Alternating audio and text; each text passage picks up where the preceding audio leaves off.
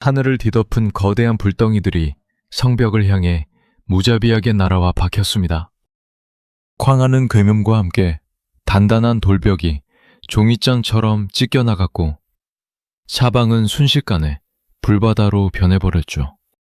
뜨거운 불길 속에서 군사들이 비명을 지르며 쓰러지는 그 아비규환의 한복판에 온몸에 그을음을 뒤집어 쓴 사내가 칼을 빼들고 성벽 위로 뛰어올랐습니다. 그가 바로 서북면 병마사 박서장수였습니다. 저 오랑캐들이 쏘아대는 불화살과 돌덩이에 겁먹지 마라. 이 성이 뚫리면 고려의 산천이 모두 저들의 말발굽에 짓밟힌다. 죽기를 각오하고 자리를 지켜라. 서기 1231년 9월 세계 천하를 집어삼키던 몽골의 거대한 군대가 고려의 북방 요새 귀주성을 겹겹이 포위한 채 인류 역사상 가장 잔혹한 공성전을 퍼붓기 시작한 것이었습니다. 위대한 백성들의 숨겨진 투혼을 끝까지 함께 하시려면 구독과 좋아요로 이 뜨거운 여정에 동행해 주세요. 당시 몽골의 장수 살리타가 이끄는 대군은 그야말로 무적의 군대였습니다. 그들은 전 세계의 성들을 무너뜨렸던 거대한 투석기와 불을 뿜는 화포, 그리고 성벽을 기어오르는 정밀한 공성 무기들을 앞세워 귀주성을 압박했습니다. 몽골군은 기름을 가득 채운 수레에 불을 붙여 성문으로 돌진시켰고 성벽 밑을 파고들어 성을 통째로 무너뜨리려는 기괴한 전술까지 동원했죠. 개경의 무신 정권이 두려움에 떨며 강화도로 숨어들 준비를 하던 그 나약한 순간에 국경의 작은 성을 지키던 박서와 백성들은 오직 맨몸으로 그 거대한 괴물과 맞서 싸워야 했습니다. 박서의 방어 전술은 기막힐 정도로 창의적이고 눈부셨습니다. 몽골군이 불수레를 몰고 오면 장군은 미리 준비해둔 쇳물을 성벽 위에서 사정없이 부어버려 수레를 통째로 녹여버렸습니다. 저들이 땅굴을 파고 들어오면 그 구멍 위로 뜨거운 기름과 물을 부어 오란태들을 땅속에 그대로 묻어버렸죠. 성벽이 허물어지면 백성들은 밤을 새워 진흙과 돌을 나르며 성벽을 다시 쌓아 올렸습니다. 귀족들은 나라를 버렸지만 땅을 일구던 농민들과 천한 노비들은 내 가족과 내 땅을 지키기 위해 장군의 지휘 아래 하나의 완벽한 인간 성벽이 되어버린 것입니다. 이 절망적인 사투 속에서 또 한 명의 전설적인 영웅이 탄생했습니다. 바로 장수 김경손이었습니다. 임유무에 몽골군의 기세가 하늘을 찌를 듯하자 김경손은 군사들의 사기를 올리기 위해 대담한 결단을 내렸습니다. 나를 따라 죽음을 무릅쓰고 저들의 심장부로 뛰어들 용사가 있는가? 그의 외침에 오직 소수의 몇 명의 정예 결사대만이 손을 들었습니다. 김병손과 용사들은 성문을 열고 질풍처럼 뛰어나가 몽골군의 선봉대를 기습했습니다. 적들의 화살이 비오듯 쏟아지는 한복판에서 김병손은 장수를 베어 넘기며 적진을 발칵 뒤집어 놓았죠. 이 신화적인 무공을 본 귀주성의 군사들은 함성을 지르며 사기를 회복했고 몽골군은 도대체 저들은 어떤 괴물들이냐며 뒤로 물러설 수밖에 없었습니다. 공성전은 무려 한 달이 넘도록 이어졌습니다. 몽골군은 온갖 방법을 다 썼으나 귀주성의 단단한 빗장을 풀지 못했습니다. 결국 살리타는 백전노장인 거란족의 장수를 보내 성 안의 모습을 살펴보게 했죠. 몽골군의 임유무에 귀주성의 성벽을 둘러본 거란족 장수는 허탈하게 웃으며 탄식을 내뱉었습니다. 내가 평생 전 세계를 누비며 수많은 성의 전쟁을 보았으나 이토록 작은 성이 거대한 대군을 맞아 한 달 동안 포화를 견뎌내고 도리어 적을 압도하는 모습은 내 평생 처음 보노라. 이곳은 군사들이 지키는 성이 아니라 귀신들이 지키는 성이 분명하다. 몽골군은 끝내 귀주성을 무력으로 함락시키지 못하고 말았습니다.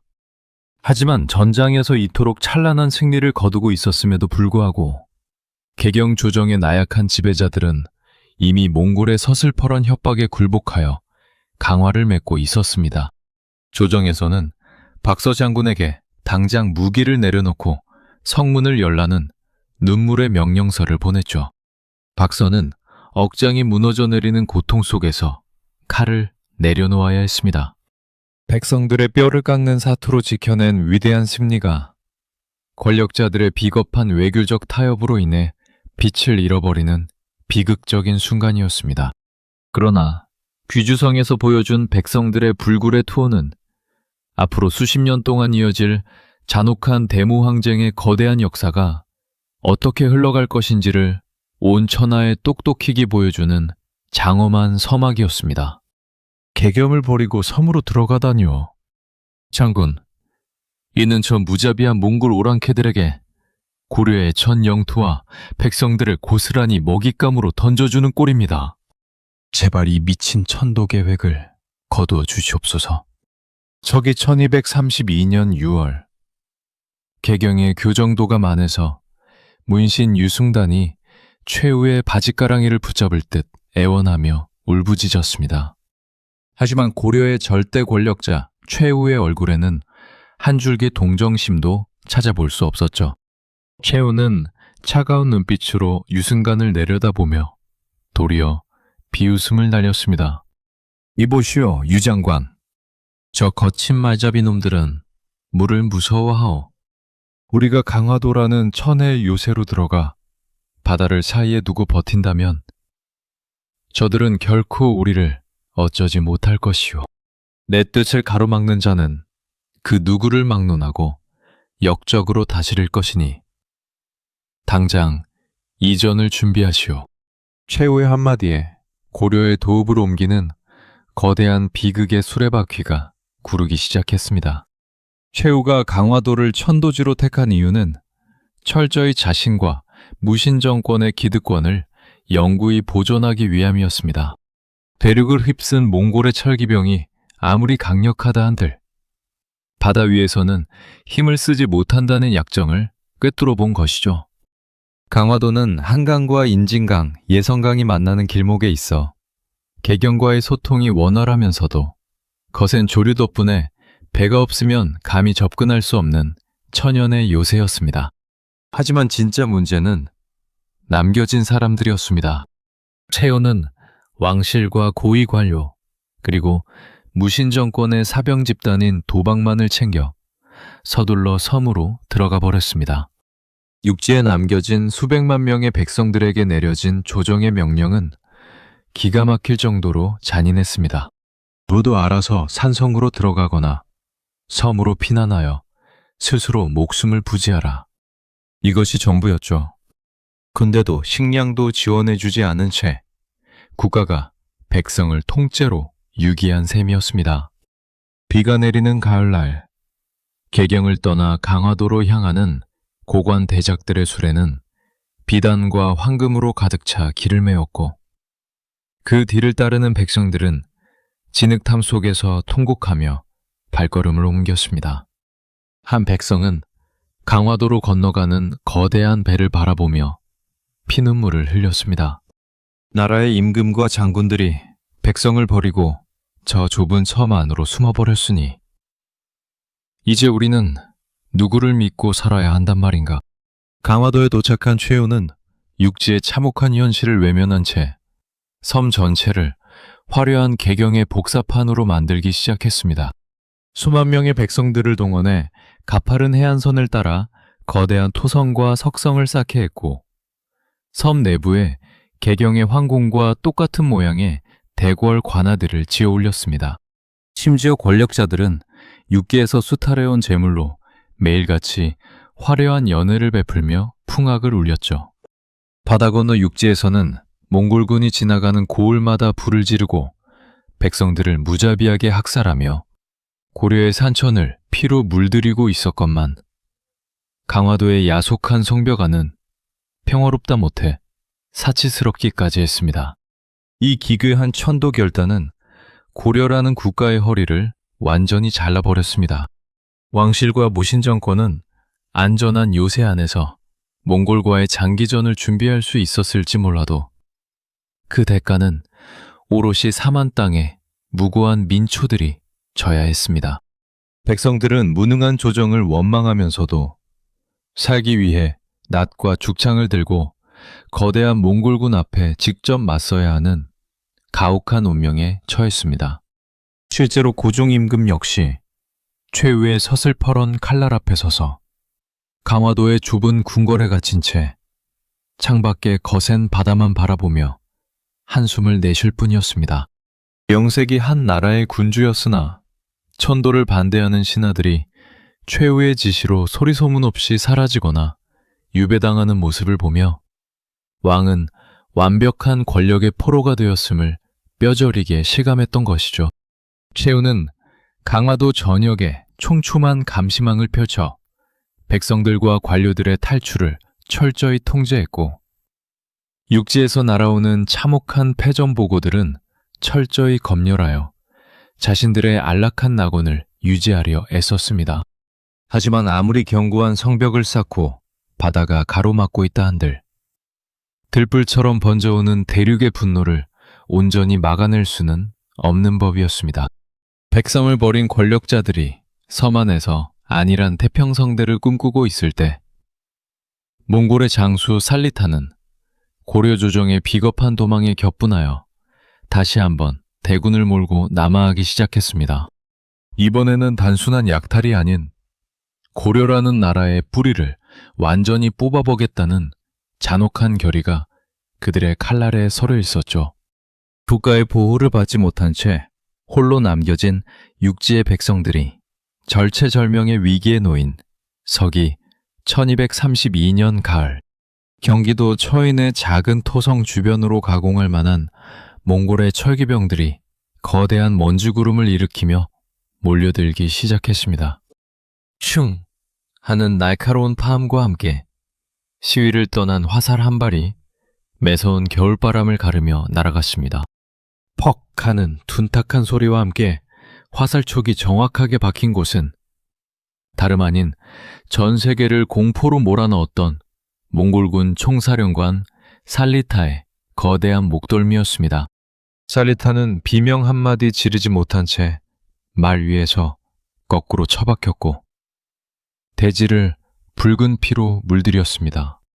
세계 무대를 짓밟던 천하무적의 정복자가 고려의 작은 토성 앞 진흙탕 속에서 허무하게 목숨을 잃는 역사적인 순간이었습니다.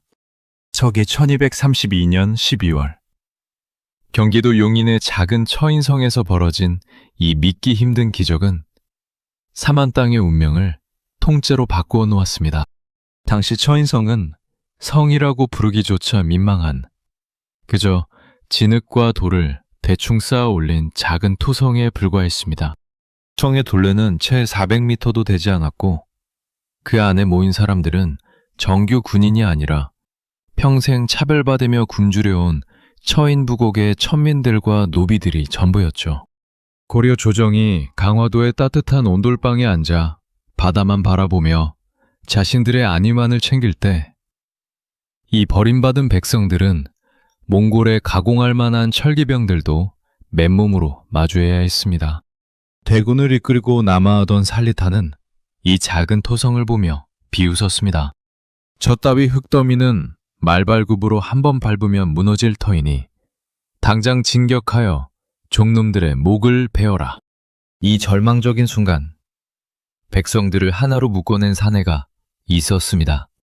그는 화려한 갑옷을 입은 관군 장수가 아닌 거친 승복을 입은 승려 김윤후였습니다. 김윤후는 겁에 질려 떨고 있는 노비들과 농민들을 향해 사자후를 토해냈습니다. 모두 들으라. 저 오랑캐들은 우리를 인간으로 보지 않는다. 성문이 열리면 우리의 부모 자식들은 저들의 칼날에 짐승처럼 도살당할 것이다. 조정은 우리를 버렸으나 이 땅은 우리의 터전이다. 나를 믿고 무기를 들어라. 우리가 저들의 우두머리를 잡는다면 이 지옥을 끝낼 수 있다.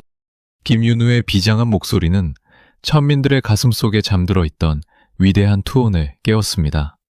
김윤우는 무모한 정면 대결 대신 치밀한 매복 작전을 설계했습니다. 살리타가 방심하여 처인성 근처까지 다가와 거만하게 군대를 지휘할 때 김윤우의 지휘 아래 숲을 속에 숨어있던 고려 처인성 전사들이 일제히 활시위를 당겼습니다. 오직 단 한 번의 기회. 실패하면 처인성의 모든 생명은 종말을 맞이할 판이었죠. 마침내 살리타가 투구를 벗고 사방을 둘러보던 그 찰나의 순간, 고려 매복부대의 시위를 떠난 화살이 기적처럼 살리타의 목을 관통했던 것입니다. 훗날 김윤우는 자신이 직접 활을 잡아 쏜 것이 아니라며 겸손히 공을 돌렸지만 그의 뛰어난 유인책과 지위가 없었다면 결코 일어날 수 없는 신화적인 명장면이었습니다. 사령관이 허망하게 전사하자 무적을 자랑하던 몽골군은 거대한 패닉에 빠졌습니다.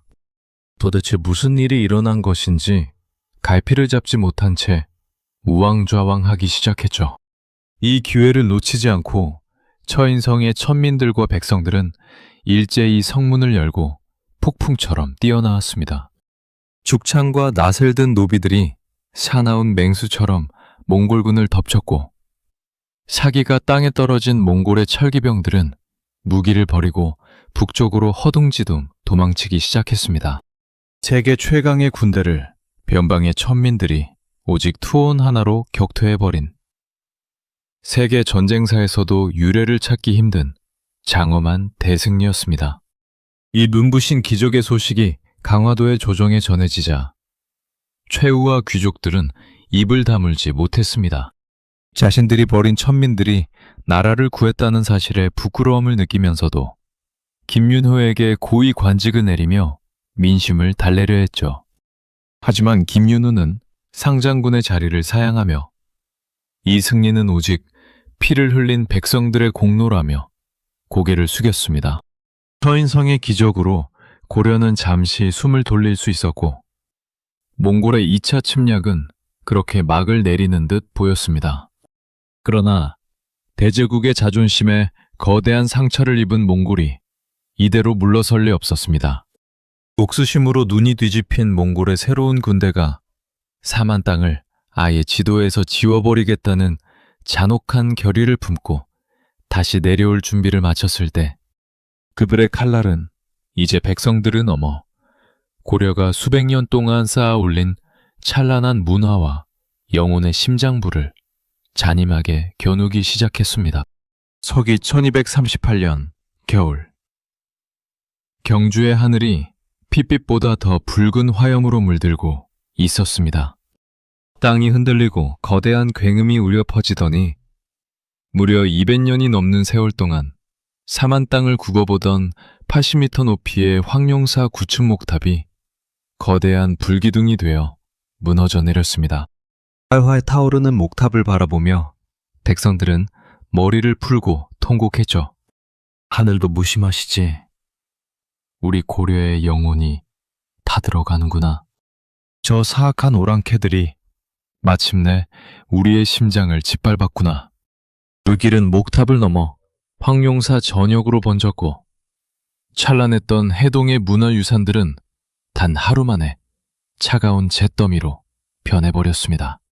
세계제국 몽골의 무자비한 칼날이 고려 백성들의 목숨을 넘어 그들의 영혼이자 버팀목이었던 국가적 보물들을 잔혹하게 불태우기 시작한 비극의 순간이었습니다.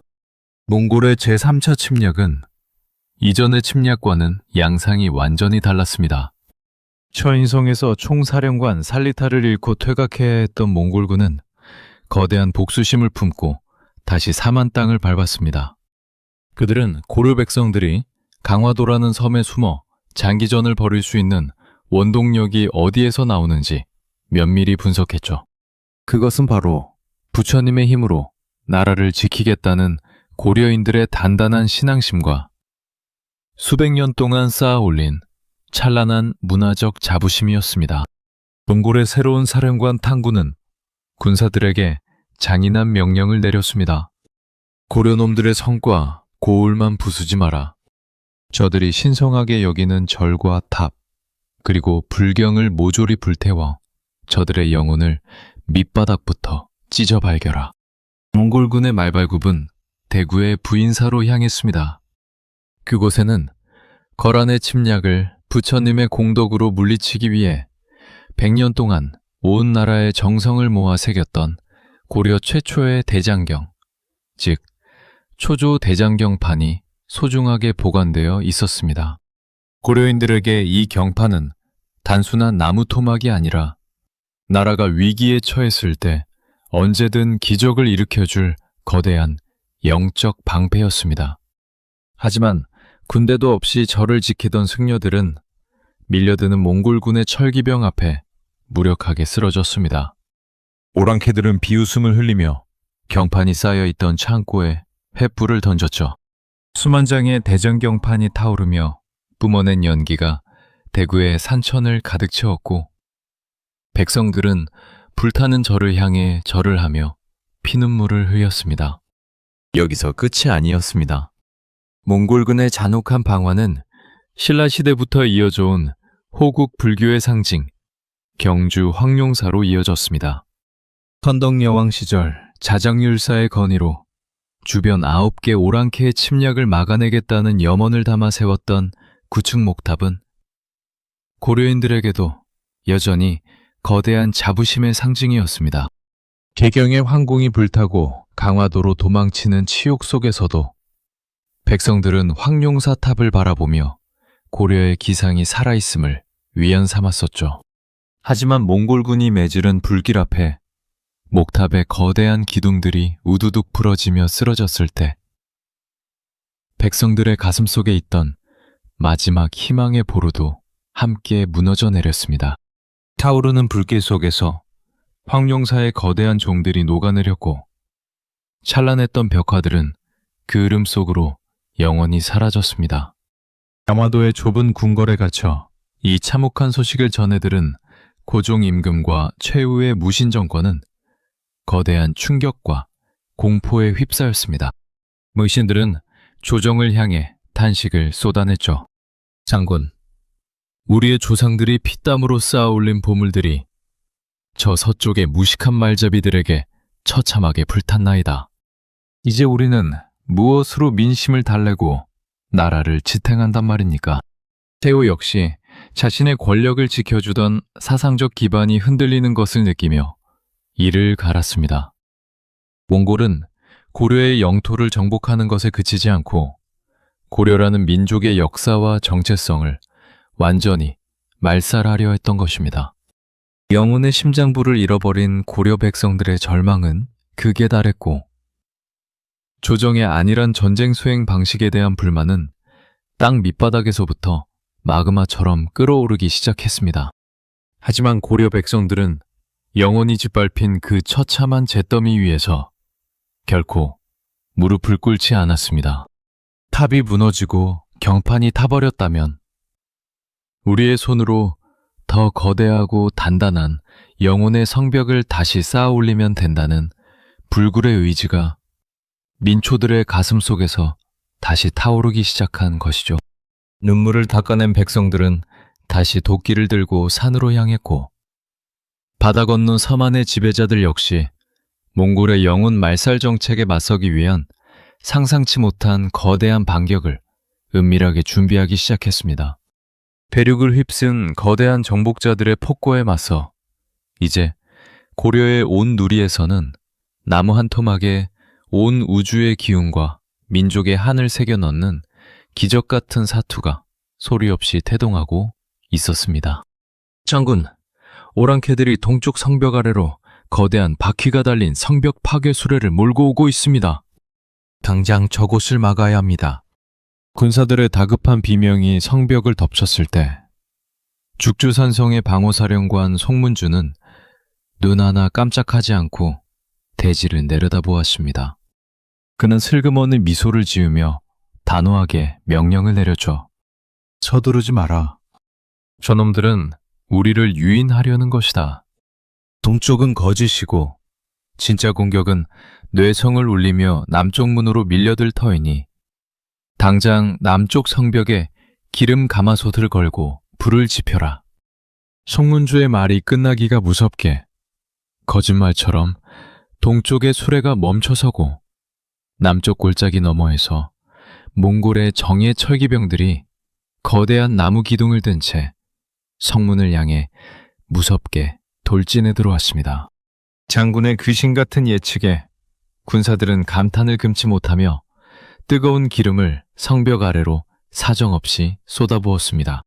서기 1236년 가을, 경기도 안성의 작은 이웃에 죽주산성에서 벌어진 이 기이하고도 처절한 공성전은 고려 백성들이 가진 불굴의 생명력이 얼마나 위대했는지를 보여주는 또 하나의 신호였습니다. 송문주라는 장수는 몽골군에게 그야말로 저승사자와도 같은 공포의 대상이었습니다. 백성들은 그를 귀신 장군이라 불렀고 몽골군조차 그의 이름 석자 앞에서는 고개를 내저었죠. 그가 이토록 적의 전술을 완벽하게 꿰뚫어 볼 수 있었던 비결은 과거 대몽항쟁의 서막을 열었던 귀주성 전투에서 박서 장군과 함께 피를 흘리며 몽골의 모든 공성 전술을 온몸으로 겪어냈기 때문이었습니다. 몽골 놈들이 어떤 타이밍에 돌을 던지고 어느 타이밍에 땅굴을 파는지 내 눈으로 똑똑히 보았다. 저들의 수작은 내 손바닥 안에 있으니 나를 믿고 따르라. 송문주의 확신에 찬 목소리는 조정이 자신들을 버렸다는 절망감에 빠져있던 안성 일대의 농민들과 천민들의 가슴에 거대한 용기를 불어넣었습니다. 몽골의 장수들은 죽주산성이라는 작은 성을 우습게 보았습니다. 그들은 성 주변을 가득 메운 채 거대한 투석기 수십 대를 설치하고 사방에서 거대한 돌덩이를 날려보냈습니다. 성벽이 무너지고 정각들이 불타오르는 처참한 파괴 속에서도 송문주는 침착함을 잃지 않았습니다. 저들이 돌을 던지면 우리는 더 큰 돌로 맞대응한다. 성 안의 백성들은 농사를 짓던 거친 손으로 무거운 돌을 날랐고 스스로 투석기의 줄을 잡아당기며 몽골군의 진영을 향해 거대한 바위들을 날려보냈습니다. 허공에서 돌과 돌이 부딪혀 깨지는 기괴한 굉음이 하루 종일 산성을 뒤흔들었죠. 몽골군은 성을 함락시키기 위해 보름 동안 온갖 악독한 수단을 동원했으나 송문주가 이끄는 백성들의 단단한 성벽은 단 한치도 조여들지 않았습니다. 오히려 밤마다 성문을 열고 번개처럼 뛰어나간 고려의 기습대원들이 몽골군의 텐트를 불태우고 장수들의 목을 베어오며 적들을 거대하게 압박했습니다. 사기가 완전히 바닥에 떨어진 몽골군은 결국 비겁한 회유책을 꺼내 들었습니다. 그들은 성문 앞에 사신을 보내 거만하게 외쳤습니다. 고려의 백성들아, 너희의 임금과 고관들은 이미 강화도 섬으로 도망쳐 숨어버렸거늘 어찌 너희끼리 이 좁은 성에서 피를 흘리며 개죽음을 당하려 하느냐? 지금이라도 성문을 열고 항복한다면 너희의 목숨만은 살려줄 것이오. 그렇지 않으면 성 안의 모든 생명을 가축처럼 도살할 것이다. 이 잔혹한 협박에 성 안의 일부 관리들과 부유한 자들이 흔들리기 시작했습니다. 그러나 그 순간 밭을 갈던 늙은 농민 하나가 죽창을 들고 소리쳤습니다. 조정을 믿고 싸우는 것이 아니다. 이 땅에 묻힌 우리 조상들의 뼈와 내 자식들의 목숨까지 저 짐승들에게 내어줄 수는 없다. 죽더라도 장군과 함께 이 성의 귀신이 될 것이다. 백성들의 이 뜨거운 함성은 흔들거리던 군사들의 마음을 단단하게 묶었습니다. 송문주는 몽골 사신의 목을 베어 성벽 밖으로 던져버리는 것으로 답변을 대신했습니다. 결국 몽골군은 죽주산성의 처절한 저항 앞에 무릎을 꿇고 막대한 피해를 입은 채 쓸쓸히 퇴각할 수밖에 없었습니다. 안성의 백성들과 송문주가 이루어낸 이 위대한 승리는 칼을 든 군인이 아니라 땅을 지키려는 민초들의 염원이 모였을 때 얼마나 거대한 기적이 일어나는지를 증명한 역사의 찬란한 순간이었습니다. 비록 강화도의 권력자들은 자신들의 호화로운 성벽 안에서 숨죽이고 있었으나 육지의 백성들은 스스로 영웅이 되어 사만의 땅을 온몸으로 지켜내고 있었던 것이죠. 하지만 전쟁이 길어질수록 고려의 국토는 황폐해져 갔고 백성들의 피땀은 한계에 다다르고 있었습니다. 이 처절한 생존의 기로에서 강화도의 서글픈 황궁 안에서는 오랑캐들의 무자비한 칼날을 물리치고 백성들의 찢어진 영혼을 하나로 모으기 위한 인류 역사상 가장 거대하고 장엄한 영적 방패를 만드는 거대한 작업이 소리 없이 시작되고 있었습니다. 이 무거운 나무 토막 하나에 우리 고려의 눈물과 부처님의 가호가 모두 담길 수 있단 말이냐. 어두컴컴한 강화도의 임시 대장도감 안에서 백발이 성성한 고종임금이 손때가 묻은 목판을 어루만지며 깊은 한숨을 내쉬었습니다. 그의 눈앞에는 대륙을 피로 물들인 몽골의 무자비한 칼날 앞에 불타버린 초조 대장경의 참혹한 소식이 어른거리고 있었죠. 나라의 보물과 백성들의 영혼이 잿더미로 변해버린 치욕의 시대. 강화도의 좁은 궁궐에 갇혀 무신정권의 꼭두각시 노릇을 하던 왕이 할 수 있는 것은 오직 부처님의 힘을 빌려 기적을 구걸하는 것뿐이었습니다. 서기 1236년 고려 조정은 나라의 존망을 걸고 인류 역사상 가장 거대하고 장엄한 영적 방패인 고려 대장경, 즉 8만 대장경의 판각이라는 거대한 대장정에 착수했습니다. 바다 건너 육지에서는 날마다 청천벽력 같은 소식들이 날아들고 있었습니다.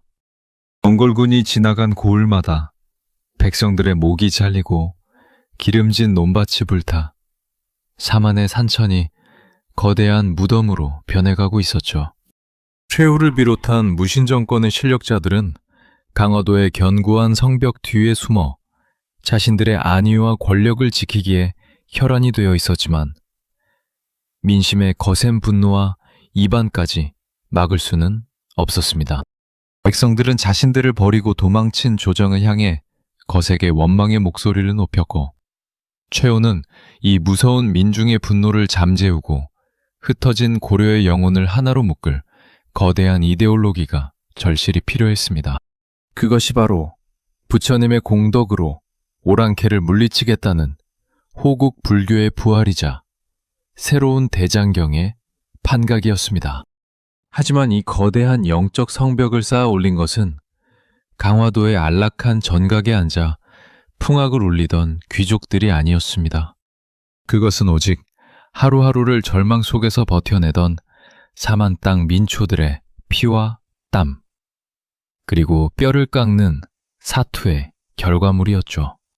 대장경을 만들기 위해서는 상상을 초월하는 엄청난 규모의 노동력과 정성이 필요했습니다.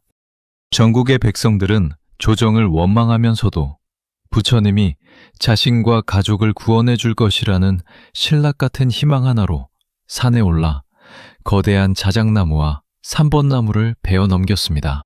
수백만 자루의 나무들이 백성들의 거친 등짐에 실려 바다를 건넜고 강화도와 거제도의 남해안 일대는 거대한 목재들의 전시장으로 변했습니다. 나무를 베어오는 것은 시작에 불과했습니다.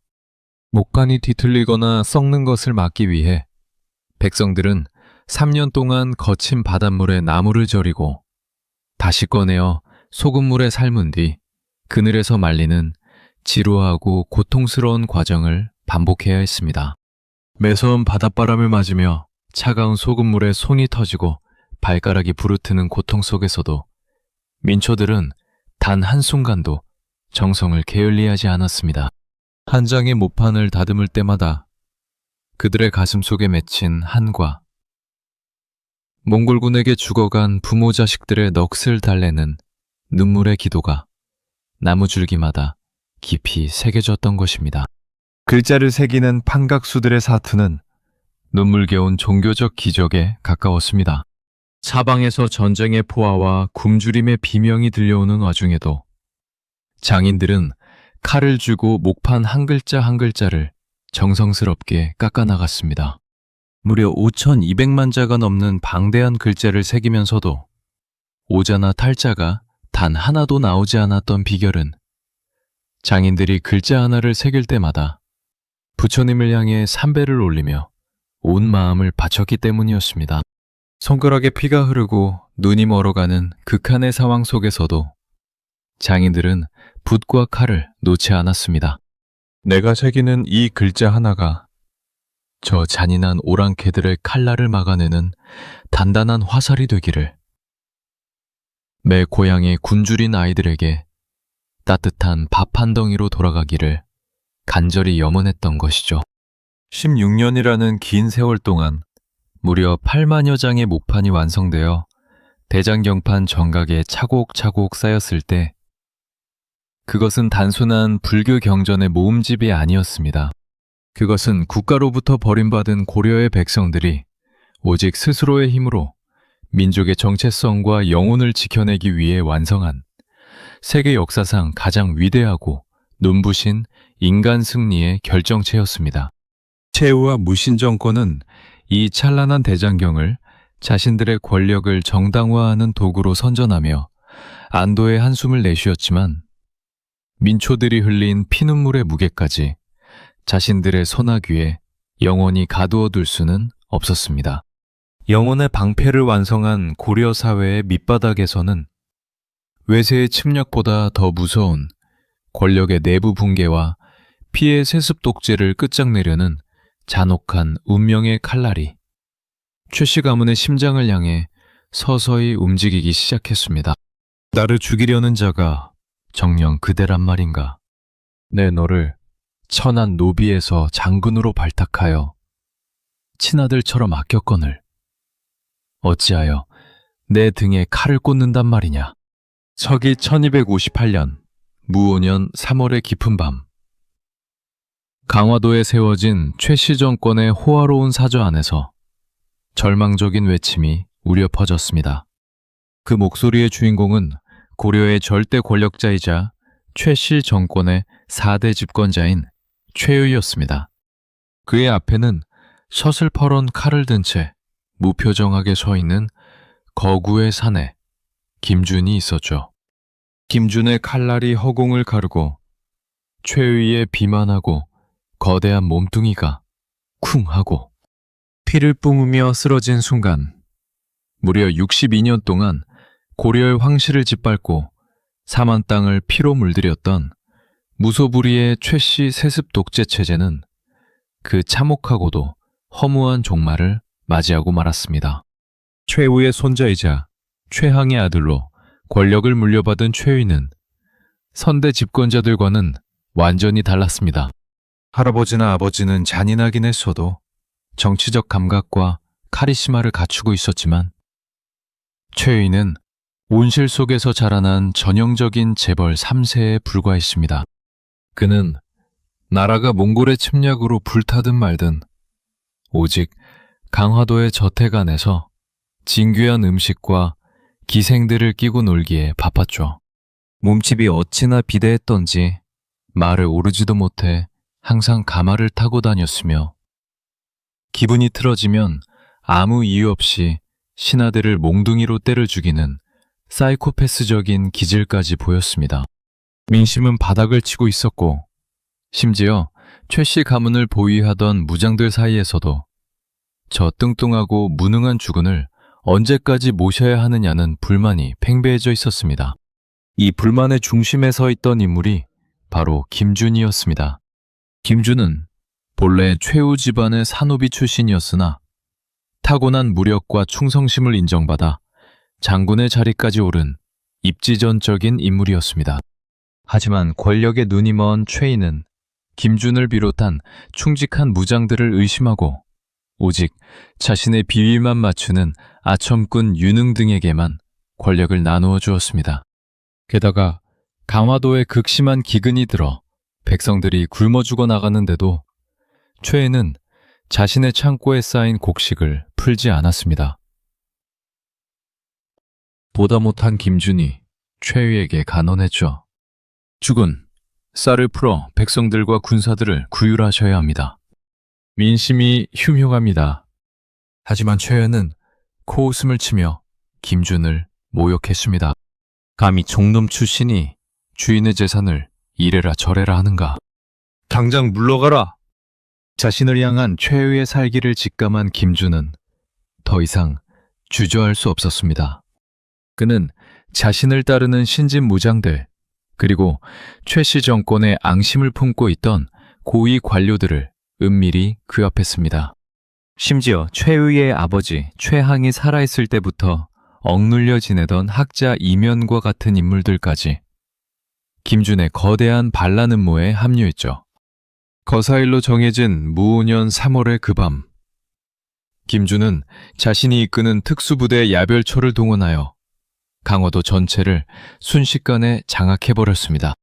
최애는 술에 잔뜩 취해 잠들어 있다가 무사들이 들이닥치자 담장을 넘어 도망치려 했지만 그의 무거운 몸집은 담장을 넘지 못한 채 바닥으로 굴러떨어졌고 결국 김준의 부하들에게 처참하게 끌려와 참수를 당하고 말았습니다. 다음 날 아침 개경에서 강화도로 천도한 이후 줄곧 좁은 편전에 갇혀 지내던 늙은 황제 고종의 앞에 최유의 피 묻은 머리가 받쳐졌습니다. 고종과 문신 귀족들은 너무나 뜻밖의 소식에 입을 다물지 못했죠. 60년이 넘게 이어져온 끔찍한 악몽의 고리가 드디어 끊어진 것입니다. 조정은 환호했고 백성들은 거리로 나와 눈물을 흘렸습니다. 김준은 최유의 창고를 열어 굶주린 백성들에게 곡식을 나누어 주었고 고종은 김준을 구국의 영웅으로 칭송하며 최고의 관직을 내렸습니다. 길고 잔혹했던 최씨 무신정권이 역사의 뒤안길로 완벽하게 퇴장하는 장엄한 승리의 아침이었습니다. 하지만 이 환호성은 오래가지 못했습니다. 최씨 독재가 무너졌다고 해서 고려의 진정한 평화가 찾아온 것은 아니었기 때문입니다. 최애를 죽이고 새로운 권력의 정점에 선 김준 역시 시간이 흐르자 과거의 집권자들과 똑같은 탐욕스러운 괴물로 변해갔습니다. 그는 황씨를 능멸하고 막대한 토지를 강탈하며 또 다른 군사 독재를 구축하기 시작했죠. 더 끔찍한 것은 최씨 정권의 붕괴를 호시탐탐 노리고 있던 몽골 제국이 이 내부의 혼란을 틈타 고려를 완전한 속국으로 짓밟기 위해 더욱 거대한 압박의 올가미를 조여오고 있었다는 사실입니다. 새로운 독재자의 탄생과 몽골의 가혹한 협박이라는 두 개의 거대한 먹구름이 겹쳐지던 서기 1260년대. 고려의 운명은 끝을 알 수 없는 더욱 깊고 어두운 파멸의 심연 속으로 무섭게 곤두박질치고 있었습니다. 너희가 정녕 황제 폐하의 뜻을 거역하고 이 나라를 저 잔인한 몽골 오랑캐의 발밑에 통째로 바치겠다는 말이냐? 당장 그 칼을 거두지 못할까?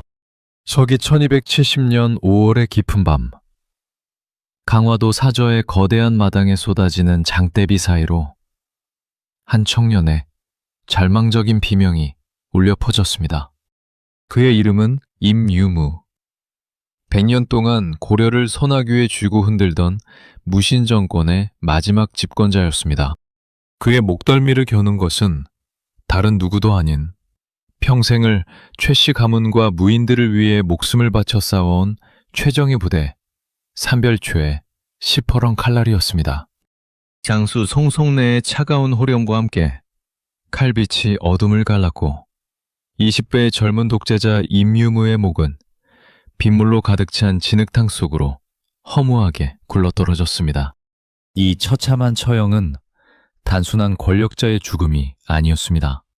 정중구의 보현원, 피바람으로 시작되어 사만 땅을 피와 눈물로 물들였던 100년 무신정권이라는 거대한 야만의 시대가 마침내 완벽하게 막을 내리는 역사적인 순간이었습니다. 김준을 잔혹하게 암살하고 고려의 1인자가 되었던 이면이 권력의 단맛을 제대로 누리기도 전에 등창으로 급사하자 그의 어린 아들 임유무가 벼락치기로 대권을 물려받았습니다. 하지만 당시 고려가 처한 현실은 새파랗게 젊은 무장이 감당할 수 있는 수준이 아니었습니다.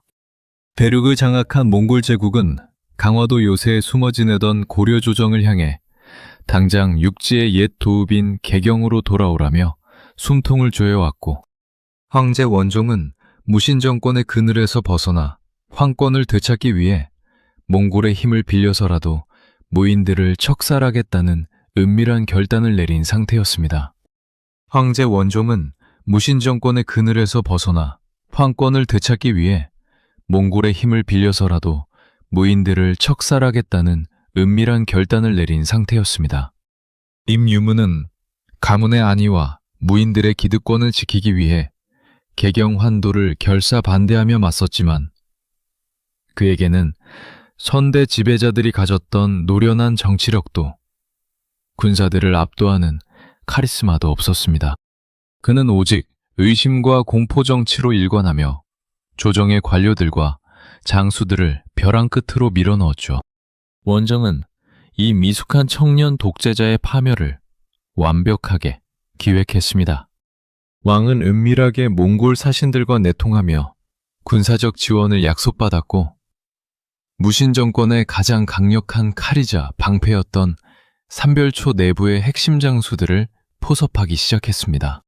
평생을 전쟁터에서 구르며 뼈가 굵은 장수 송송래와 홍문계의 눈에 오직 아버지를 잘 만나 용상 위에 걸터앉아 호령하는 임유무는 나라를 망치는 어리석은 지도자에 불과했던 것입니다. 나라를 구하고 왕실을 보위하라는 원종의 밀명이 장수들의 손에 쥐어지자 100년 동안 단단하게 뭉쳐있던 무인들의 철옹성에도 치명적인 균열이 가기 시작했습니다.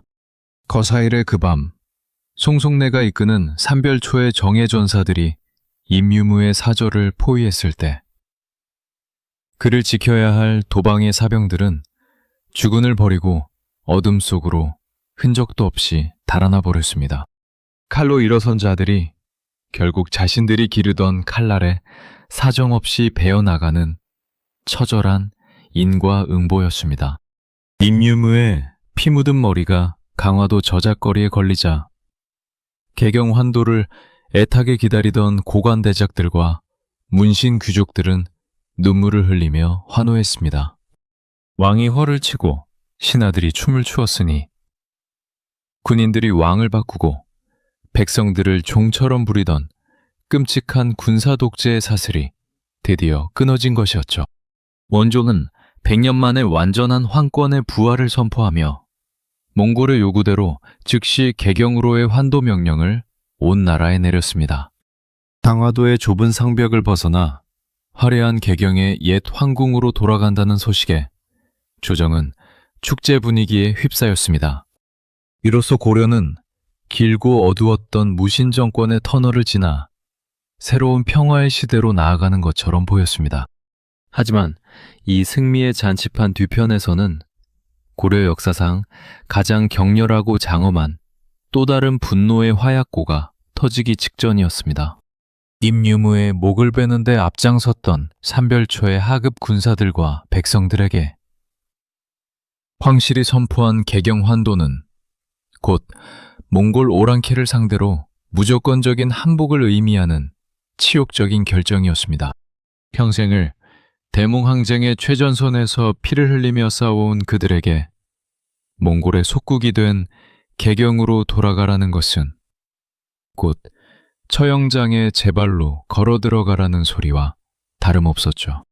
오랑캐에게 무릎을 꿇은 무능한 조정을 결코 인정할 수 없었던 삼별초의 전사들은 강화도의 거센 바다를 바라보며 마침내 자신들이 고려의 진짜 영혼임을 증명하기 위한 거대한 반란의 깃발을 치켜들 준비를 맞춰가고 있었습니다.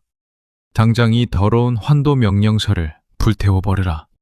우리는 결코 몽골 오랑캐의 발밑으로 기어들어가지 않을 것이다. 서기 1270년 6월 1일 강화도 구월당 마당에서 삼별초의 수장 배중손의 거친 포효가 개경의 하늘을 찌를 듯 울려 퍼졌습니다. 그의 칼날이 원종 황제의 옥새가 찍힌 개경 환도와 군대 해산 명령서를 사정없이 찢어발겼고 분노한 전사들의 함성이 강화도 앞바다에 거센 조류를 집어삼켰죠.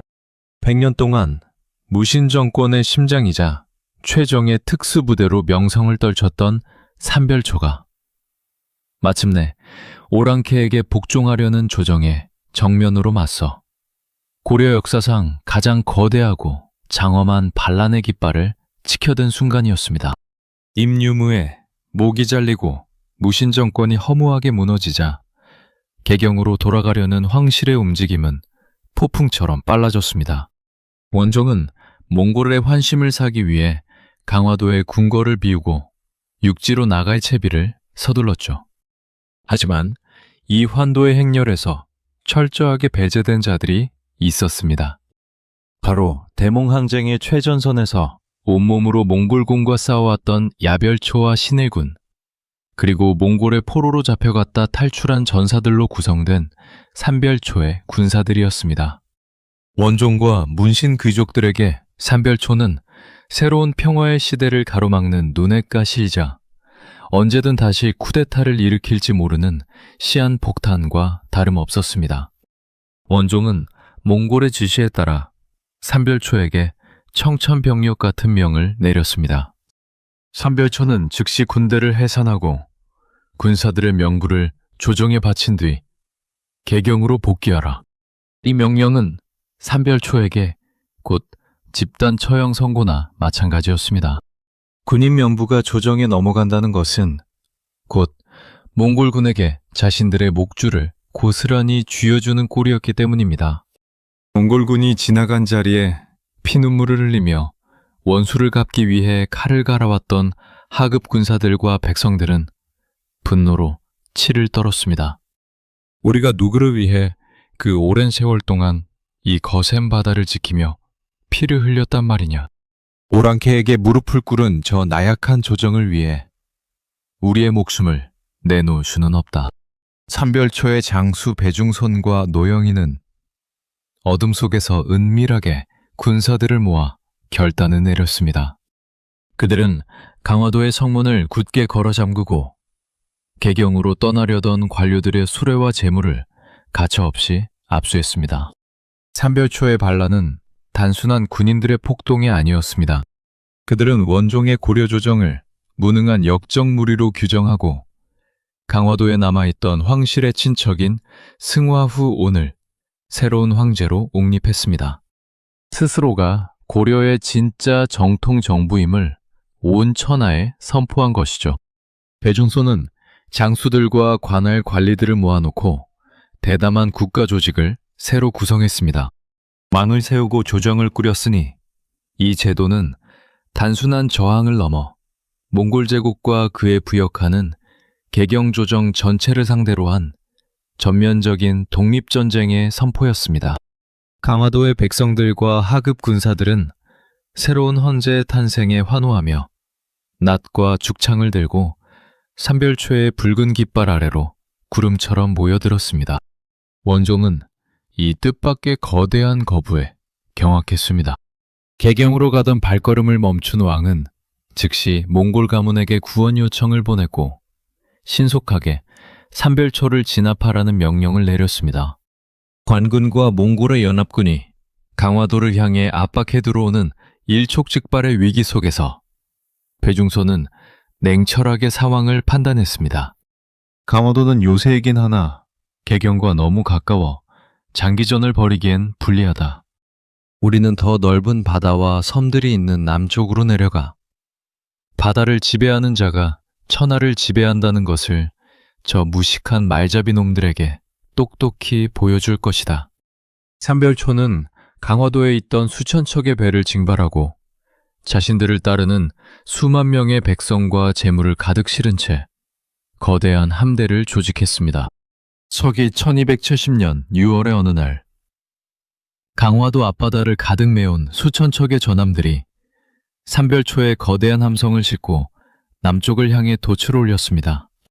그들의 등지로 강화도의 옛 궁궐들이 불타오르며 거대한 연기를 뿜어냈고, 바다 위에 길게 늘어선 함대의 햇열은 마치 거대한 용이 꿈틀거리는 듯 장엄한 장관을 연출했죠. 오랑캐에게 항복한 조국을 버리고 오직 스스로 고려의 영원이 되기를 선택한 군인들과 백성들의 위대한 바닷길이 열린 것입니다. 그들이 향하는 곳은 남해안의 거대한 거점 진도였습니다. 대륙을 장악한 세계제국의 군대와 그들의 꼭두각시가 된 고려 관군이 이 거대한 반란의 함대를 잡기 위해 시퍼런 칼을 갈며 추격하기 시작했을 때, 남쪽의 푸른 바다는 이제 사만 역사상 가장 처절하고도 눈부신 해양 배전쟁의 무대로 뜨겁게 달아오르고 있었습니다. 불길을 막아라. 저 개경의 배신자들과 오랑캐의 연합군을 바다로 밀어내라. 서기 1271년 5월, 전라남도 진도의 용장성 성벽 위로 핏빛 비명이 가득 울려 퍼졌습니다. 삼별초의 수장 배중손 장군이 칼을 휘두르며 군사들을 독려했지만 사방에서 밀려드는 고려와 몽골 연합군의 압도적인 공세를 막아내기엔 역부족이었죠. 성문이 무너지고 화염이 성곽을 집어삼키는 비극의 한복판에서 배중손은 끝까지 칼을 놓지 않고 싸우다 장렬하게 전사했습니다. 그들이 왕으로 옹립했던 승화후 온 역시 붙잡혀 비참한 최후를 맞이했죠. 하지만 진도의 함락은 끝이 아니었습니다. 살아남은 장수 김통정은 가슴속에 타오르는 분노를 삼키며 남은 전사들을 이끌고 더 먼 남쪽의 거대하고 외딴 섬 제주도로 향했습니다. 참안의 역사에서 가장 처절하고도 눈부셨던 마지막 항전의 대막이 바다 너머 탐라의 땅에서 다시금 타오르기 시작한 순간이었습니다. 진도에서 참혹한 패배를 겪은 삼별초가 탐라의 거친 바다를 건너 제주도에 발을 디뎠을 때 그들의 처지는 고립무원 그 자체였습니다. 정신적 지주였던 배중손이라는 거대한 기둥을 잃었고 군사들의 숫자는 육지에서 건너올 때에 비해 현저히 줄어들어 있었죠. 하지만 새로이 지휘봉을 잡은 김통정 장군은 절망에 빠져 주저앉지 않았습니다. 그는 제주도 북부의 항파둘이라는 험준한 골짜기에 거대한 토성과 석성을 쌓아 올리며 외세의 침략을 막아낼 완벽한 최후의 보루를 구축했습니다. 제주도의 민초들 역시 개경의 나약한 조정보다는 몽골 오랑캐에게 끝까지 맞서 싸우는 삼별초를 고려의 진짜 군대로 인정하며 기꺼이 피와 땀을 보태었습니다. 김통정은 군사들을 호되게 훈련시키고 전함을 정비하며 호시탐탐 육지의 고을들을 기습해 몽골의 보급선을 끊어놓았고, 이 때문에 개경 조정은 제주도에서 들려오는 삼별초의 굳건한 생존 소식에 매일 밤낮으로 두려움에 떨어야 했습니다. 몽골 제국의 황제 쿠빌라이 칸은 이 질기디질긴 고려 무사들의 저항에 극도로 격분했습니다. 세계를 무릎 꿇린 배제국의 권위가 한낱 작은 섬에 숨어든 무사들의 잔당들에게 조롱당하고 있었기 때문이죠. 서기 1273년 4월, 몽골은 고려의 장수 김방경과 몽골의 장수 흔도를 사령관으로 삼아 무려 1만 명이 넘는 대규모 연합진압군을 편성했습니다. 조남을 가득 메운 군사들이 제주도의 푸른 바다를 시커멓게 뒤덮으며 사방에서 압박해 들어왔고, 항파두리 성은 쏟아지는 불화살과 투석기의 거대한 바위들 앞에 순식간에 화염에 휩싸였습니다. 김통정은 성벽 위에서 핏발선 눈으로 군사들의 손을 잡으며 마지막 사자후를 토해냈습니다. 형제들이여, 우리는 이제 더 이상 도망칠 곳도 물러설 바다도 없다. 저들이 바다를 건너왔으니 오늘이 바로 우리가 고려의 무인으로서 어떻게 죽어야 하는지를 온 천하에 보여줄 날이다. 단 한 놈의 오랑캐라도 더 길동무로 삼아 사만의 기계를 보여주자. 삼별초의 전사들은 낫과 부러진 칼자루를 쥐고 밀려드는 연합군을 향해 늑대처럼 덤벼들었습니다. 붉은 피가 한파두리 성의 진흙탕을 가득 메웠고 비명소리와 칼날의 마찰음이 거센 바닷바람을 찢었죠. 하지만 중과부적이었습니다. 압도적인 숫자의 연합군 앞에 성벽은 하나둘 무너져 내렸고 삼별초의 방어선은 산산조각이 나버렸습니다. 김통정 장군은 끝까지 살아남은 정예전사 20여 명을 이끌고 한라산의 깊은 숲속 기슭으로 들어가 마지막 기습을 준비했으나 더 이상 전세를 뒤집을 방법은 없었습니다. 오랑캐의 노예가 되느니 차라리 고려의 후국신이 되겠노라. 김통정은 사방을 에워싼 적들을 내려다보며 스스로 목숨을 끊는 장렬한 최후를 선택했습니다. 그의 뒤를 따라 남은 전사들 역시 단 한 명도 항복하지 않은 채 스스로 칼 위에 엎드려 영원한 잠에 빠져들었습니다. 배중손의 강화도 거부로 시작되어 진도를 거쳐 제주도의 한라산 기슭에서 끝이 난 삼별초의 3년 동안의 대항전은 그렇게 차가운 바닷바람 속에서 막을 내렸습니다. 그들의 붉은 깃발은 찢겨나갔고 육신은 대지에 묻혔지만 오랑캐에게 무릎을 꿇은 왕실과 귀족들의 비겁한 안일함에 맞서 오직 스스로의 힘으로 나라의 정체성을 지키려 했던 그들의 투혼은 사만 땅의 역사에 영원히 지워지지 않는 찬란한 영혼의 이정표로 남았습니다. 붓을 든 자들의 오만과 칼을 든 자들의 분노, 그리고 대륙의 거대한 폭풍이 핥히고 간 고려의 산천은 이제 무신정권의 백년막을 완전히 내리고 원나라의 가혹한 간섭이라는 또 다른 슬프고도 치열한 생존의 시대로 무겁게 걸어 들어가고 있었습니다. 고려의 황제가 어찌하여 저 오랑캐의 옷을 입고 그들의 풍습을 따른단 말입니까? 통곡하는 대신들의 목소리가 개경의 편전을 가득 메웠지만 옥좌에 앉은 젊은 군주 충렬왕은 허탈한 웃음만 지을 뿐이었습니다. 그의 머리는 앞이 몽땅 깎인 기괴한 변발이었고 몸에는 화려한 고려의 황룡포 대신 몽골족의 투박한 호복이 걸쳐져 있었죠. 나는 이제 고려의 황제가 아니라 대원제국의 충실한 신하이자 사위일 뿐이요. 더 이상 나를 황제라 부르지 마시오. 서기 1274년 무신정권이 무너지고 몽골과의 오랜 항전이 막을 내린 뒤 고려는 100년 전에 화려하고 자주적이었던 제국의 위용을 완전히 상실한 채 몽골 제국, 즉 원나라의 부마국이라는 처참하고 굴욕적인 신분으로 전락하고 말았습니다. 부마국이란 황제의 사위 나라를 뜻하는 말로 겉보기에는 가족관계를 맺어 동맹이 된 것 같지만 실상은 원나라의 철저한 간섭과 통제를 받는 속국이나 다름없었습니다.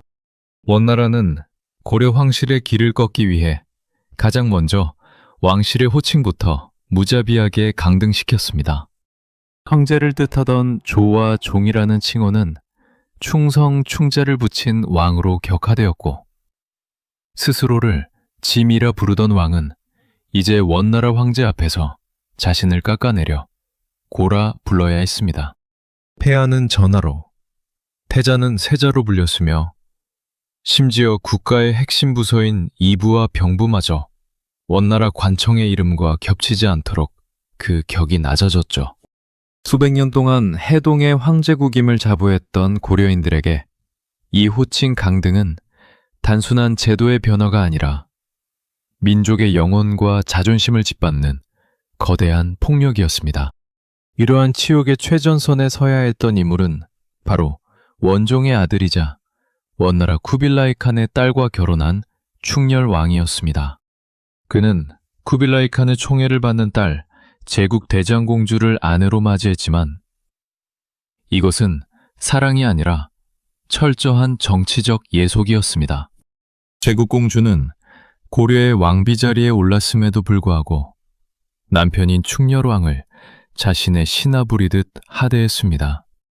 사냥을 나갔을 때 왕이 자신을 기다려주지 않았다는 이유로 사람들 앞에서 충렬왕의 얼굴을 지팡이로 때리거나 자신이 원하는 궁궐을 지어주지 않는다며 심한 욕설을 퍼붓는 일도 다반사였죠. 한나라의 군주가 아내에게 매를 맞고 쩔쩔매는 이 기막힌 총극은 원나라의 권력이 고려 왕실을 어떻게 농막하고 있었는지를 보여주는 상징적인 장면이었습니다. 원나라의 간섭은 단순히 왕실의 자존심을 구기는데 그치지 않았습니다. 그들은 다루가치라는 감찰관들을 고려 각지에 파견하여 정치와 경제의 모든 부분에 사사건건 개입했습니다.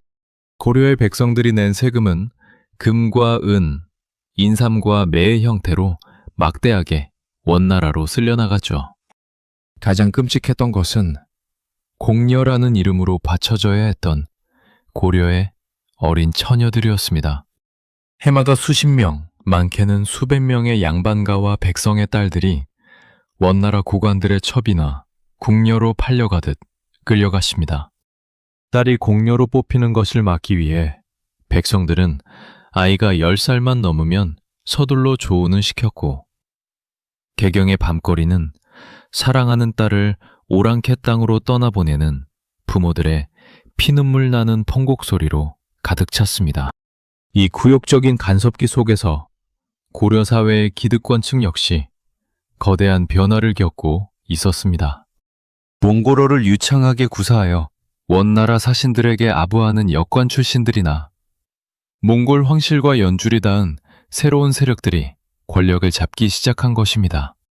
이들을 권문세족이라 불렀는데 이들은 고려 백성들의 삶이나 국가의 안위에는 전혀 관심이 없었습니다. 오직 원나라라는 거대한 뒷배를 믿고 백성들의 토지를 빼앗아 거대한 농장을 만들며 자신들의 배만 불리기에 혈안이 되어 있었죠. 충렬왕을 비롯한 고려의 군주들은 원나라 황제의 기분에 따라 언제 폐위될지 모르는 불안감에 시달려야 했고 권문세족들은 그 틈을 타 국가 경제의 뿌리까지 뽑아먹고 있었습니다. 찬란했던 청자의 빛깔과 불교의 위엄은 사라지고 오직 강대국의 그림자 아래서 숨죽여야 하는 100년의 어두운 터널이 본격적으로 사만 땅을 덮치고 있었습니다. 백성들의 뼈와 살을 깎아 배를 띄우란 말입니까? 이미 전란으로 쓸만한 나무도 사내들도 바닥이 났사온데 어찌 단 몇 달 만에 수백 척의 전함을 만들어내란 말이옵니까? 서기 1274년 2월 개경 조정의 관료들이 젊은 충렬왕 앞에 엎드려 피눈물을 쏟아냈습니다. 몽골의 거친 사신들은 고려 관료들의 통곡을 비웃으며 황제의 조서를 거칠게 흔들었죠. 대원제국의 황제 쿠빌라이 칸의 언명이다. 고려는 즉시 900척의 전함과 1만 5천 명의 수군을 징발하여 우리 제국군과 함께 바다 건너 일본 정벌에 나서라. 기한을 맞추지 못하면 고려 황실에 목을 칠 것이다. 원나라의 부마국으로 전락하여 이제 겨우 숨을 돌리려던 고려 백성들에게 이번에는 배륙을 넘어 낯선 바다 건너의 나라를 정벌하라는 끔찍하고도 거대한 새로운 지옥문이 열리는 순간이었습니다.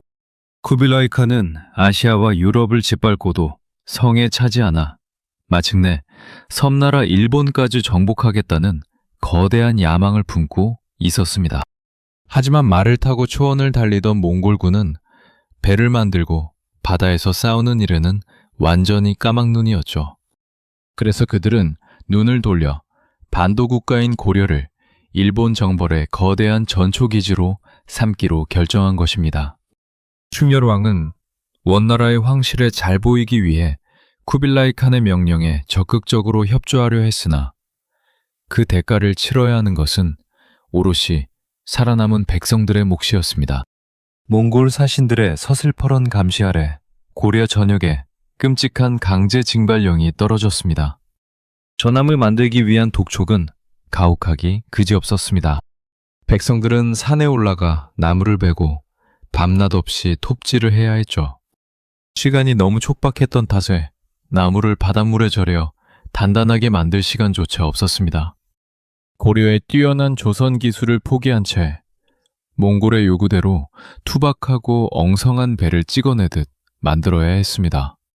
굶주림과 과로에 지친 수천 명의 농민과 장인들이 배를 만들다 쓰러져 죽어갔고, 늙은 부모들은 바다로 끌려가는 아들들의 옷자락을 붙잡고 통곡했습니다. 그렇게 피눈물로 만들어진 900척의 전함에 몽골군과 고려군 수만 명이 타고 서기 1274년 10월 마침내 마산 하포를 떠나 일본을 향한 첫 번째 원정길에 올랐습니다. 하지만 이 강압적인 제국주의의 군대는 바다신의 거대한 분노를 마주해야 했습니다. 연합군이 스시마 섬과 이키 섬을 잔혹하게 짓밟고 일본 규슈의 하카타만에 상륙하여 전투를 벌이던 그날 밤, 상상할 수 없는 거대한 태풍이 바다를 덮친 것입니다. 허술하게 만들어진 전함들은 성난 파도 앞에 낙엽처럼 부서졌고 3만 명이 넘는 병사들이 깊은 바다 밑으로 수장되었습니다. 기적적으로 살아남은 자들은 패전의 책임을 서로에게 떠넘기며 쫓기듯 고려로 도망쳐왔죠. 고려 백성들은 낯선 타국의 바다에 묻힌 자식들을 생각하며 피를 토하듯 울었지만 쿠빌라이 칸의 정복력은 한 번의 태풍으로 꺾이지 않았습니다. 그는 서기 1281년 무려 10만 명이 넘는 더 거대한 대군을 동원하여 제2차 일본 원정을 강행했습니다. 제2차 원정을 준비하며 원나라는 고려에 정동행성이라는 거대한 기구를 설치했습니다. 본래 동쪽, 즉 일본을 정벌하기 위한 임시 군사사령부로 만들어진 것이었으나 이 기구는 두 번째 원정 역시 또 다른 거대한 태풍, 이른바 가미카제에 의해 철저하게 실패로 돌아간 뒤에도 철수하지 않고 고려 땅에 그대로 눌러앉아 버렸습니다. 정동행성은 시간이 지날수록 고려의 내정을 간섭하고 사법권과 인사권까지 통제하는 원나라의 무소불위 통치기구로 변질되었습니다. 고려의 왕은 정동행성의 스흥상이라는 관직을 겸임해야 했고 원나라의 지시 없이는 독자적인 정책 하나 마음대로 펼칠 수 없는 철저한 식민 통치의 꼭두각시가 되어버린 것입니다. 부마국이라는 치욕적인 이름표에 이어 군사적 수탈과 정동행성의 압제까지 뒤집어 쓴 서기. 1280년대 한때 동북아의 거대한 호란이었던 고려는 제국의 날카로운 발톱 아래 피를 흘리며 서서히 그 숨통이 끊어져 가고 있었습니다. 당장 그 지팡이를 치우지 못할까? 내가 한나라의 국왕이거늘 어찌 백성들이 보는 앞에서 이토록 나를 모욕한단 말이오. 서기 1277년 7월 개경의 흥왕사 낙성식으로 향하는 어가행렬 한복판에서 충렬왕이 불그락 푸르락 성을 내며 소리쳤습니다. 하지만 그의 앞을 가로막은 원나라의 황녀 제국대장공주는 눈썹 하나 까딱하지 않고 도리어 들고 있던 눈부신 황금 지팡이로 국왕의 어깨를 사정없이 후려쳤습니다. 비켜라! 감히 대원 제국의 황녀인 나를 두고 너 혼자 가마를 타고 가려 하다니. 네 놈이 진정 죽고 싶은 것이냐? 왕비가 국왕을 폭행하는 이 믿기 힘든 광경 앞에 어가를 따르던 고려엘 대신들은 차마 고개를 들지 못한 채 길바닥에 엎드려 숨을 죽였습니다. 원나라의 사위나라가 된 고려 황실의 안방에서 매일같이 벌어지던 피눈물 나는 부부싸움이자 국가적 굴욕의 단면이었습니다. 충렬왕과 제국대장공주의 결혼은 고려를 지키기 위한 어쩔 수 없는 외교적 선택이었지만 그 대가는 너무나 가혹했습니다. 쿠빌라이 칸의 딸이었던 제국공주는 고려라는 나라를 자신의 거대한 놀이터나 하방쯤으로 여겼습니다. 그녀는 궁궐의 창고를 마음대로 열어 원나라에서 가져온 사치품들로 방을 채웠고 조금만 마음에 들지 않으면 국왕에게 입에 담지 못할 욕설을 퍼부었습니다. 한 번은 궁궐 유흥을 위한 연회가 열렸는데 공주가 갑자기 눈물을 흘리며 화를 냈습니다. 어찌하여 내 방의 장식품이 저 후궁의 것보다 초라하단 말이냐? 당장 전연의 목을 베어라. 충렬왕이 공주를 달래기 위해 밤새도록 무릎을 꿇고 빌어야 했던 일화는 고려사에 고스란히 기록되어 있죠. 왕실 안방의 비극은 그대로 백성들의 삶을 옥죄는 거대한 사슬이 되었습니다. 공주는 고려의 산천을 유람하겠다며 수천 명의 군사와 하인들을 거느리고 사냥길에 오르기 일쑤였습니다. 공주가 지나가는 고을마다 백성들은 가축과 곡식을 강제로 바쳐야 했고 군사들의 횡포에 논밭이 짓밟혀 농사를 망치기 일쑤였습니다. 국왕조차 공주의 눈치를 보느라 백성들의 고통을 외면했으니 고려의 국정은 원나라 공주의 기분에 따라 좌지우지되는 기형적인 구조로 흘러갔습니다. 하지만 이보다 더 깊은 슬픔은 고려의 군주들이 겪어야 했던 문화적 정체성의 상실이었습니다. 원나라의 간섭이 시작된 이후 고려의 세자들은 어린 시절부터 원나라의 수도인 대도로 보내져 인질 생활을 해야 했습니다. 그곳에서 그들은 고려의 글과 옷을 버리고 몽골족의 풍습을 강요받았습니다. 머리 앞부분과 정수리를 가차없이 밀어버리고 뒷머리만 길게 따내리는 기괴한 변발을 해야 했고 몽골족의 가죽옷인 호복을 입고 말을 타는 법을 배웠습니다. 소년 시절을 통째로 몽골인으로 자란 이들이 고려로 돌아와 왕위에 올랐을 때 그들의 내면은 거대한 모순으로 가득 차 있었습니다. 거울 속에 비친 자신의 변발을 바라보며 충렬왕을 비롯한 군주들은 어떤 생각을 했을까요? 겉모습은 오랑캐의 장수와 다름없으나 가슴속에는 500년 고려 왕조의 핏줄이 흐르고 있었으니 그 서글픔은 이루 말할 수 없었을 것입니다.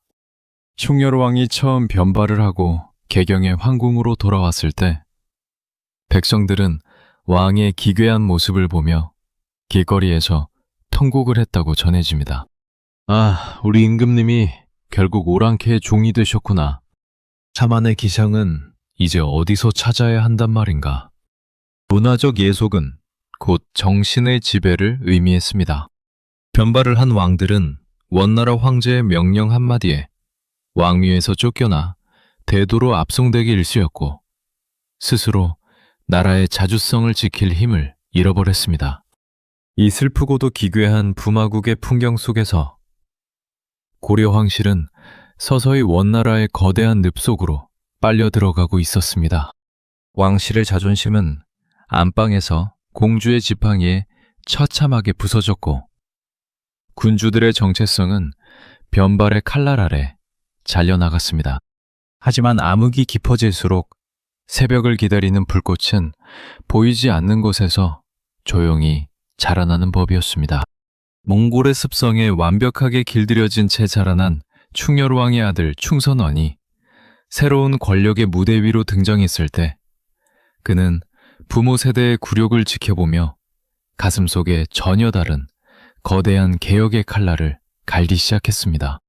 아버지의 무능함과 원나라의 압제를 동시에 극복하려 했던 이 천재군주의 위험한 도전이 개경과 대도를 잇는 거대한 정치적 음모의 서막을 열어가고 있었습니다. 전하, 이 나라의 권세가들이 백성들의 땅을 빼앗고도 세금 한 푼 내지 않아 국고가 텅 비었나이다. 당장 저들의 부당한 재산을 몰수하고 포지 제도를 바로잡지 않으면 고려는 10년을 버티지 못할 것이옵니다. 서기 1298년 충렬왕의 뒤를 이어 고려의 26번째 왕위에 오른 충선왕의 편전은 매일같이 젊고 개혁적인 학자들의 핏대선 목소리로 가득 찼습니다.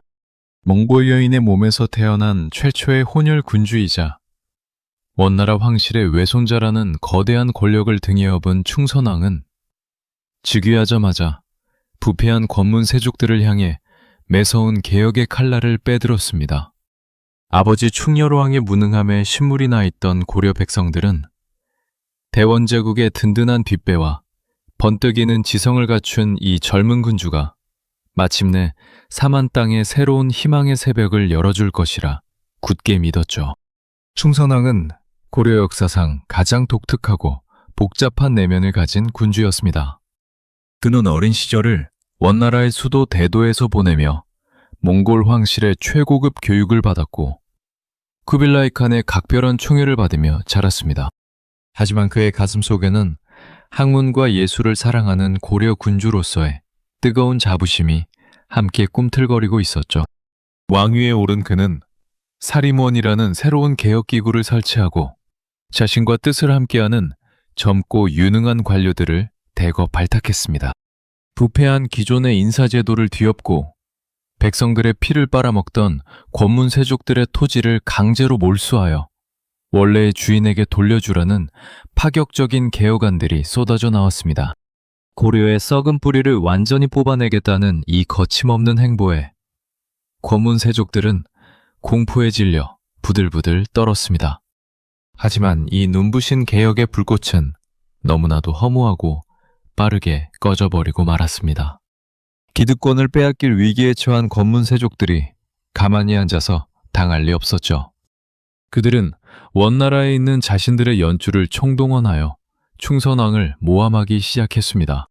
충선왕이 원나라의 간섭을 벗어나 독자적인 세력을 구축하려 한다는 거짓 보고가 대도의 황실로 날아갔고 충선왕의 몽골인 아내였던 개국대장 공주마저 질투심과 권력욕에 눈이 멀어 남편의 개혁을 방해하는 세력들과 손을 잡았습니다. 결국 원나라 황실은 개혁의 속도에 부담을 느끼고 충선왕을 즉위단 7달 만에 왕위에서 강제로 끌어내려 버렸습니다. 쫓겨난 젊은 군주의 빈자리에는 다시 그의 늙고 무능한 아버지 충렬왕이 보게 하는 기막힌 코미디가 벌어졌죠. 왕위에서 쫓겨난 충선왕은 깊은 절망을 안고 다시 원나라 대도로 돌아가야 했습니다. 하지만 천재군주의 머릿속은 여기서 멈추지 않았습니다. 칼로 세상을 바꿀 수 없다면 학문과 사상으로 새로운 시대를 준비하리라. 충선왕은 대도의 중심부에 만권당이라는 거대한 학문 연구소를 세웠습니다. 그곳에는 글자 그대로 수만 권의 희귀한 서적들이 빼곡히 쌓였고 원나라 최고의 지식인들과 고려에서 불러올린 당대 최고의 학자 이재영 같은 인물들이 매일같이 모여 토론을 벌였습니다. 만권당은 단순한 도서관이 아니었습니다. 그것은 성리학이라는 새로운 선진사상을 고려에 수입하고 부패한 불교와 권문세족의 사상을 대체할 새로운 국가 통치 철학을 담금질하는 거대한 용광로였습니다. 충선왕이 만권당에서 키워낸 이재현 같은 학자들은 훗날 고려 말의 개혁을 주도할 신진사대부라는 거대한 정치 세력의 뿌리가 됩니다. 비록 충선왕 개인의 정치적 개혁은 7달 만에 비참하게 좌절되었지만 그가 만권당에서 씨앗을 뿌린 성리학과 새로운 지식인 그룹은 서서히 고려 사회의 밑바닥을 파고들며 거대한 사상적 혁명을 준비하고 있었던 것이죠. 왕위를 2번이나 오르내리고 심지어 티베트의 험준한 산악지대로 유배를 가는 참혹한 정치적 굴곡 속에서도 충선왕은 끝내 학문에 대한 열정을 놓지 않았습니다. 그러나 군주가 타국에 머물며 사상적 개혁을 준비하는 동안 주인을 잃은 고려의 산천은 탐욕스러운 권문세족들의 거대한 발구발에 더욱 처참하게 유린당하고 있었습니다. 왕이 돌아오지 않는 나라. 법과 제도가 완전히 붕괴된 서기 1300년대의 고려는 이제 백성들의 눈물조차 말라버린 거대한 지옥의 농장으로 변해가고 있었습니다. 이 땅은 내 조상 대대로 피땀 흘려 일구어온 목숨 같은 논이요. 어찌 조정의 권세가라는 자들이 서류 한 장 없이 군사들을 몰고 와 나를 내쫓는단 말이오. 서기 1330년대 어느 가을날 경상도 진주의 한 풍요로운 들판에서 한 농민이 흙바닥에 주저앉아 땅을 치며 절규했습니다. 그의 앞에는 화려한 비단 옷을 입은 권문세족의 하인들과 시퍼런 칼을 찬 사병들이 거만하게 서 있었죠. 네 이놈, 감히 대원제국 황후의 오라버니이신 기철대감의 가문에서 이 땅을 차지하겠다는데 어디서 주둥이를 놀리느냐? 당장 이곳을 떠나지 않으면 너뿐만 아니라 네 가족 모두를 노비로 삼아버릴 것이다. 권세가의 하인이 휘두른 채찍이 농민의 얼굴을 사정없이 갈랐고 평생을 바쳐 일군 농민의 대지는 단 한순간에 거대한 권력의 아가리 속으로 삼켜지고 말았습니다. 원나라의 간섭을 틈타 고려의 조정을 장악한 부패한 기득권층, 권문세족들이 무소불위의 권력으로 백성들의 토지를 강탈하며 국가의 뿌리를 통째로 흔들던 암흑의 시대였습니다. 당시 고려 사회를 지배하던 권문세족들의 탐욕은 상상을 초월하는 수준이었습니다. 이들은 원나라 황실과의 친분이나 몽고로 통역을 통해 얻은 권력을 바탕으로 전국의 기름진 땅을 무자비하게 긁어모았습니다. 그들이 차지한 토지는 단순히 몇마지기의 논밭이 아니라 고개 하나를 넘고 강 하나를 건너야 끝이 나는 거대한 대농장이었죠.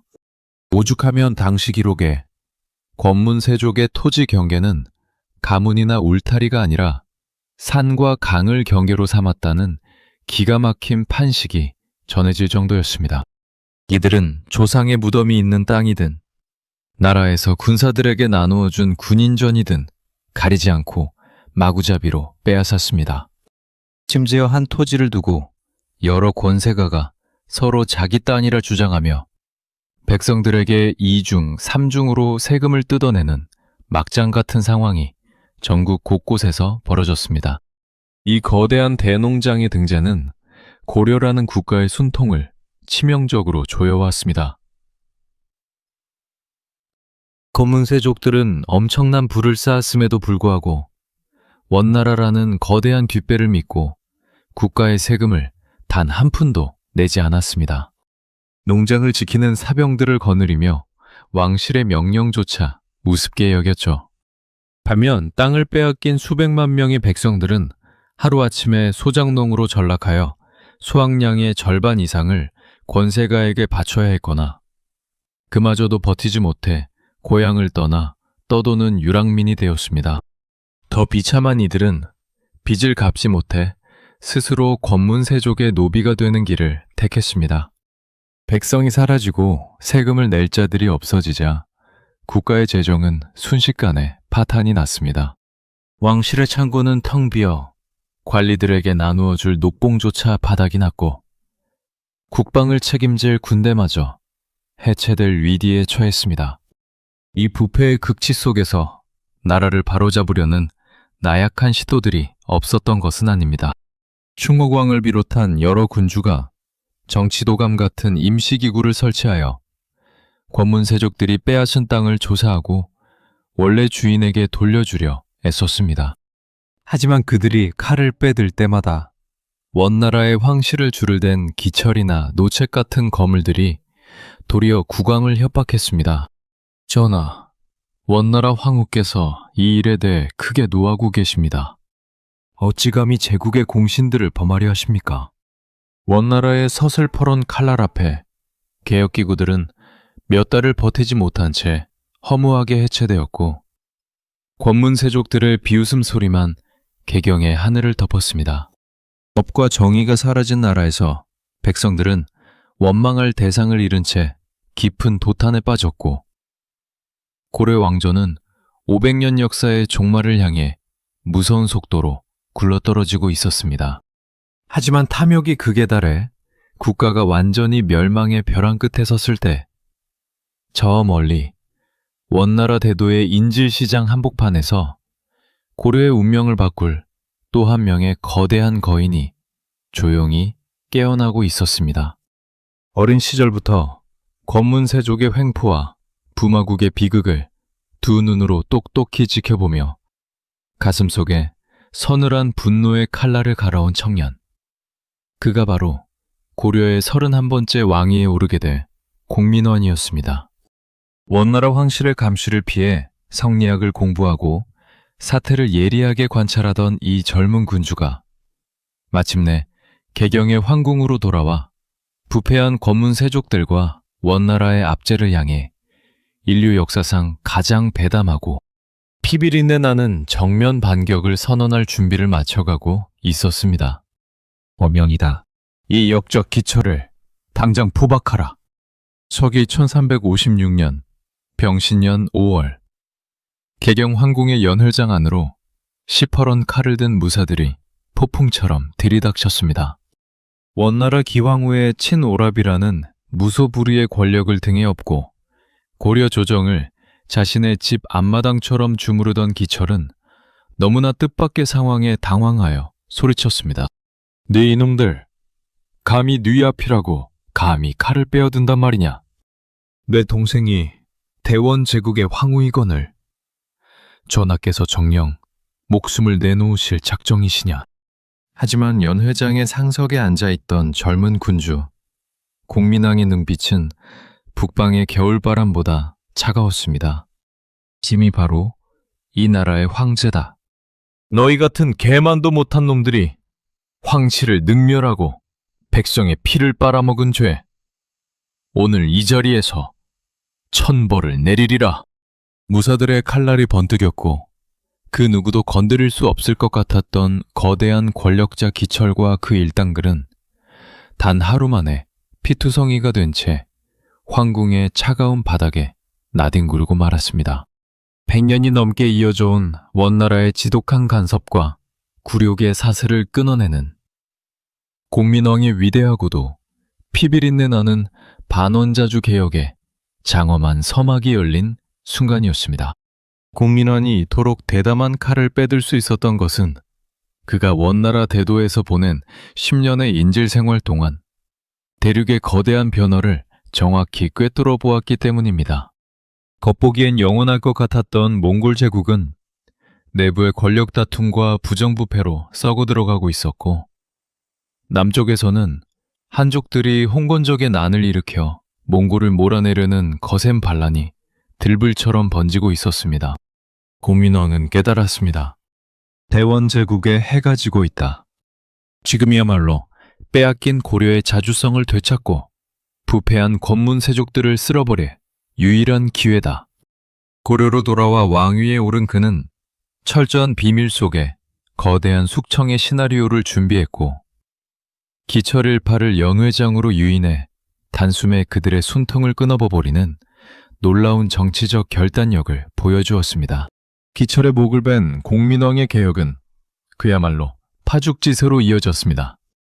그는 몽골의 풍습이었던 변발을 과감히 풀어헤치고 고려의 전통 의복을 입었으며 백성들에게도 오랑캐의 옷과 머리 모양을 버리라는 엄명을 내렸습니다. 또한 원나라가 고려의 내정을 간섭하기 위해 세웠던 정동행성 이문소를 완전히 폐지해버렸죠. 더 나아가 무력으로 북방으로 군사를 일으켜 무려 100년 전 몽골에게 빼앗겼던 천령 이북의 거대한 영토인 쌍성 총관부를 무력으로 탈환하는 눈부신 군사적 쾌거까지 이룩했습니다. 압록강 너머로 오랑캐들을 몰아내고 고려의 옛 영토를 되찾았다는 소식에 오랜 세월 숨죽여 살던 고려 백성들은 거리로 쏟아져 나와 눈물을 흘리며 공민왕의 만세를 부르짖었습니다. 이 통쾌한 개혁의 뒤에는 언제나 공민왕을 지지하고 응원해준 한 명의 위대한 동반자가 있었습니다. 바로 원나라의 공주 출신이면서도 조국인 원나라가 아니라 남편의 나라인 고려를 진심으로 사랑했던 아내, 노국 대장공주였습니다. 과거의 몽골 공주들이 남편을 무시하고 고려를 짓밟았던 것과 달리 노국 공주는 기철을 숙청할 때도 남편의 곁에서 칼을 쥔 무사들을 독려했고 원나라 황실에서 공민왕을 폐위하려 할 때마다 방패막이가 되어주었습니다. 공민왕에게 그녀는 단순한 아내가 아니라 정치적 동지이자 영혼의 구원자였죠. 백성들조차 그녀를 오랑캐의 딸이 아닌 고려의 진정한 국모로 떠받들며 존경을 바쳤습니다. 공민왕과 노국대장공주가 함께 만들어간 이 찬란한 개혁의 시대는 벼랑 끝으로 추락하던 고려 왕조에 한 줄기 강렬한 희망의 빛을 비추었습니다. 부패한 기득권층은 숨을 죽였고 신진사대부라는 새로운 학자 그룹이 공민왕의 곁으로 모여들며 백성들을 위한 새로운 정치와 제도의 기틀을 다져가고 있었죠. 하지만 역사의 신은 이 젊은 군주에게 평탄한 영광만을 허락하지 않았습니다. 거대한 외부의 적과 내부의 끈질긴 저항 속에서 두 사람의 애절하고도 단담했던 결속을 잔혹하게 끊어버리는 끔찍한 비극이 개경의 황궁을 향해 소리 없이 다가오고 있었기 때문입니다. 사랑과 개혁, 그 위대한 두 개의 수레바퀴 중 하나가 무너져 내리는 순간 영웅군주의 내면은 걷잡을 수 없는 광기와 어둠 속으로 무섭게 추락하기 시작합니다. 공주, 제발 눈을 떠보시오. 나와 함께 이 고려를 자주 독립의 나라로 다시 세우기로 약조하지 않았소. 어찌 나를 두고 이토록 허무하게 홀로 가신단 말이오. 서기 1365년 2월 개경 황궁의 깊은 침전은 왕의 피 맺힌 절규로 가득 차 흘러넘쳤습니다. 만산 끝에 아이를 낳지 못하고 숨을 거둔 노국대장 공주의 차가운 손을 움켜쥔 채 고려의 영웅 군주 공민왕은 옷자락이 찢어지도록 가슴을 쥐어뜯으며 미친 듯이 울부짖었죠. 원나라 기철일파를 숙청하고 쌍성 총관부를 되찾으며 천하를 호령하던 그 당당했던 군주의 모습은 어디에도 없었습니다. 오직 세상 가장 소중한 영혼의 동반자를 잃고 껍데기만 남은 한 남자의 처절한 파멸이자 찬란했던 반원개혁의 불꽃이 광기와 어둠의 심연 속으로 무섭게 가라앉는 비극적인 반전의 순간이었습니다. 노국대장공주의 죽음은 공민왕에게 단순한 아내의 상실이 아니었습니다. 그녀는 원나라의 감시 속에서 보낸 잔혹한 인질 시절부터 공민왕을 지켜준 유일한 방패막이었고 권문세족의 서슬퍼런 칼날 앞에서도 국왕의 개혁을 지지해준 단 하나의 영혼의 지지자였습니다. 타국의 공주이면서도 남편의 나라인 고려를 제 몸처럼 사랑했던 그녀가 세상을 떠나자 공민왕의 내면에 단단하게 자리 잡고 있던 이성과 자주 개혁의 의지는 순식간에 모래성처럼 허물어지고 말았습니다. 슬픔에 눈이 먼 왕은 국정을 완전히 내팽개친 채 오직 공주의 넋을 기리는 일에만 집착하기 시작했죠. 왕은 전국의 모든 백성과 장인들을 강제로 동원하여 공주의 거대한 영땅을 짓기 시작했습니다. 나랏돈을 관리하는 호조의 창고가 바닥이 나고 백성들이 굶주림에 허덕이는데도 공민왕은 개의치 않고 화려한 석재와 황금으로 무덤을 치장하는데 혈안이 되었습니다. 강관들이 눈물로 왕을 가로막으며 정치를 돌보셔야 한다고 간언했지만 공민왕은 노여움을 터뜨리며 도리어 충신들을 유배 보내거나 처형했습니다. 내 공주가 없는 이 고려 땅이 도대체 무슨 의미가 있단 말이냐? 저 무지한 신하놈들은 내 슬픔의 1/1000도 하지 못하면서 어찌 입을 놀리는가? 국왕의 입에서 쏟아지는 말들은 더 이상 개혁가의 논리가 아닌 깊은 상실감에서 비롯된 광기 그 자체였습니다. 더욱 기괴한 것은 공민왕의 정신적 타락이었습니다. 왕은 공주의 초상화를 벽에 걸어두고 밤낮으로 그 앞에서 음식을 차려놓은 채 대화를 나누었고 마치 공주가 살아있는 것처럼 행동했습니다. 심지어 자신이 직접 여성의 화장을 하고 궁궐안을 거닐거나 자제위라는 미소년들의 호위 부대를 만들어 그들을 침전으로 불러들여 기괴한 연회를 베풀기까지 했습니다.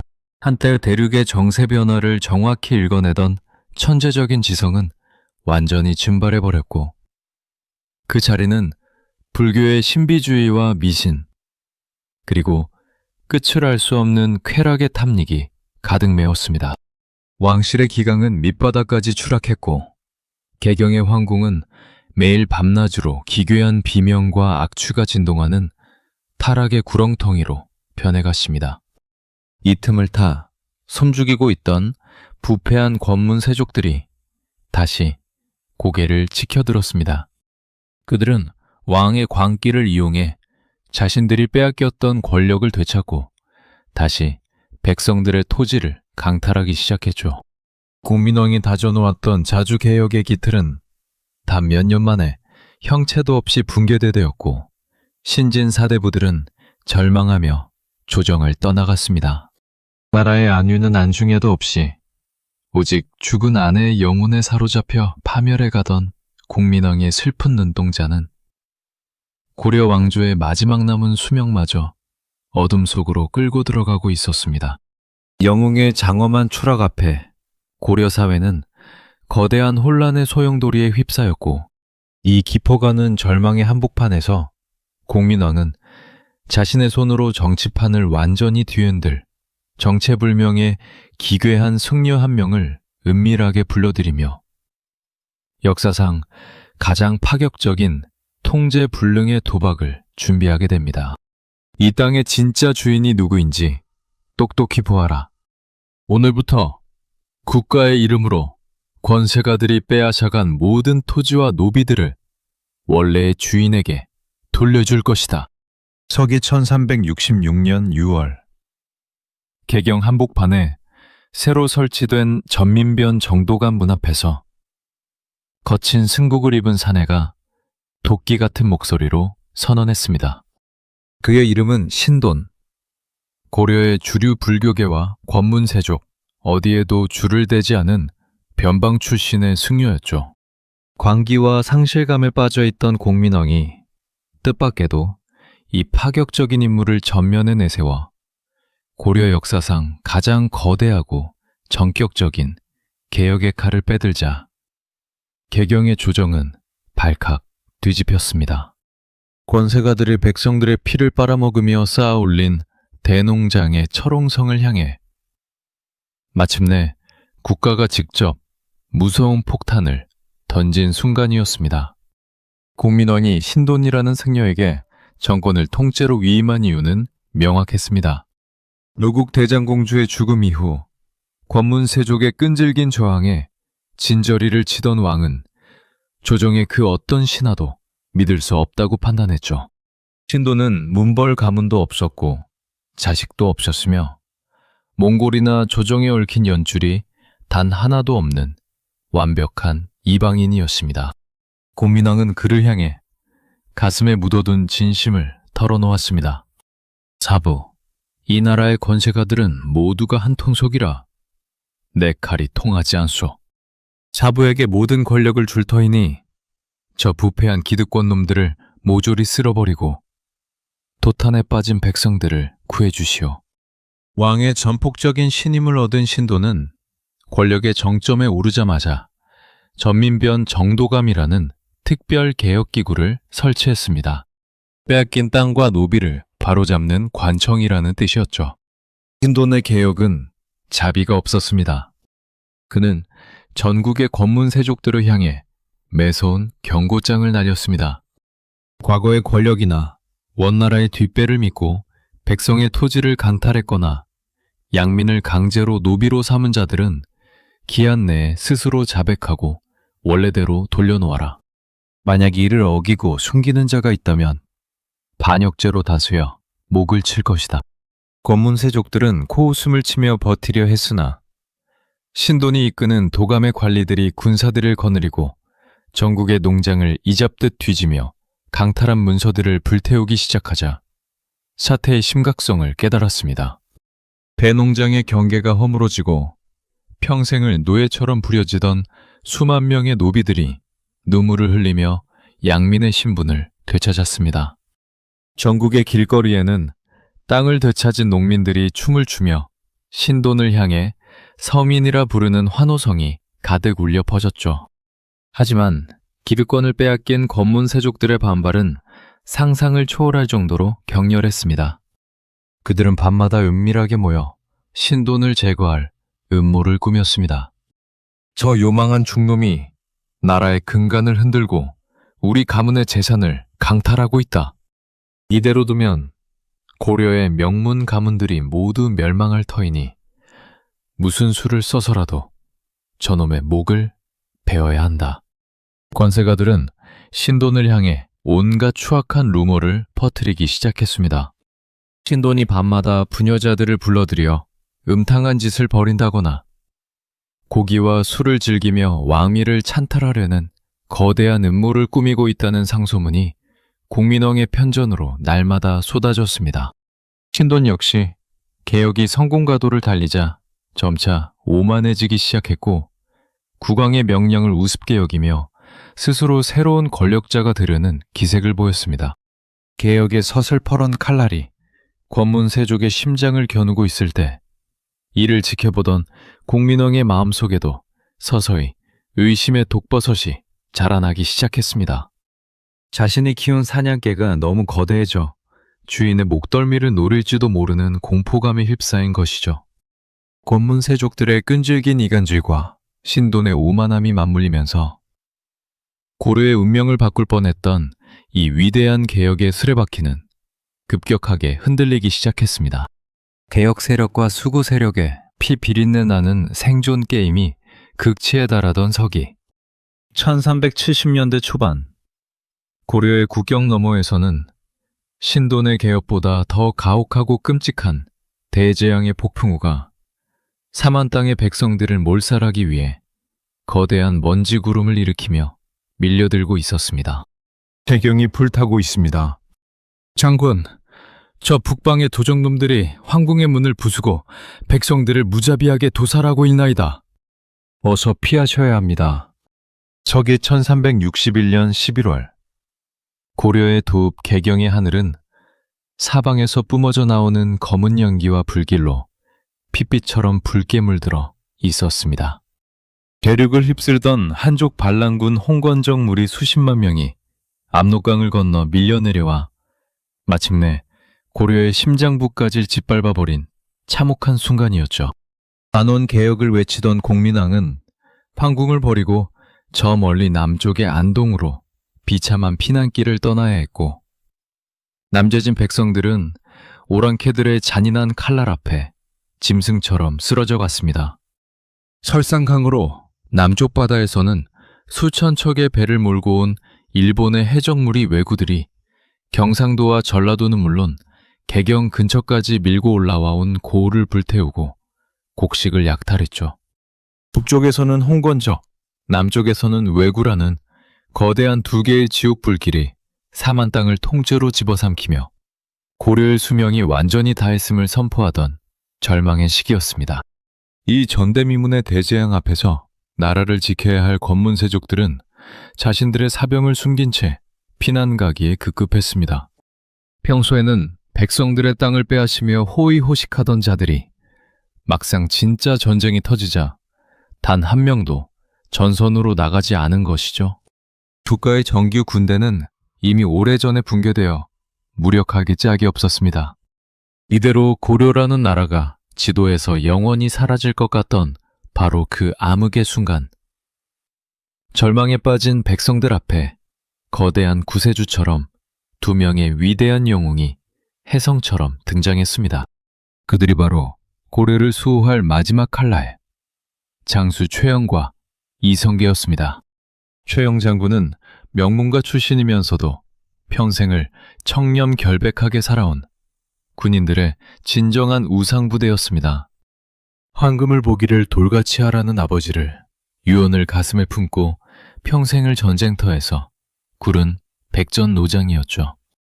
최영은 개경이 함락되었다는 소식을 듣자마자 전국에 흩어진 군사들을 무서운 카리스마로 규합했습니다.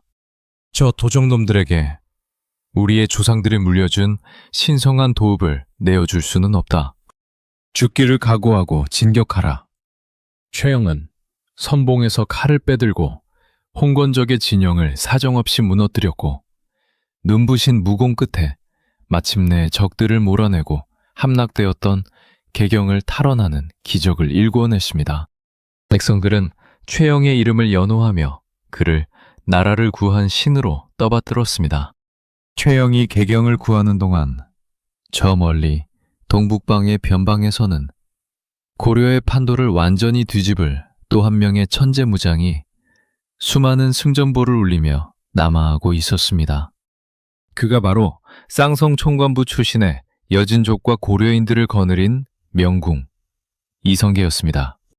이성계는 백발을 쏘면 백발을 모두 적의 눈동자에 명중시킨다는 신화적인 활솜씨와 냉철한 전술을 지닌 젊은 장수였습니다. 특히 남쪽을 초토화하던 왜구의 우두머리이자 아기발도라 불리던 귀신 같은 소년 장수를 황산 전투에서 단 한 발의 화살로 투구를 맞춰 떨어뜨린 뒤 베어넘긴 사건은 전국의 백성들을 거대하게 열광시켰습니다.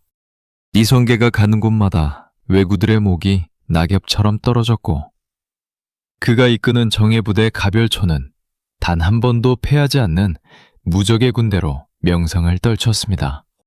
홍건적과 왜구의 대침입이라는 끔찍한 시련은 고려의 거대한 상처를 남겼지만 동시에 썩어빠진 권문세족의 시대가 가고 칼을 쥔 새로운 영웅들의 시대가 도래했음을 알리는 거대한 신호탄이었습니다.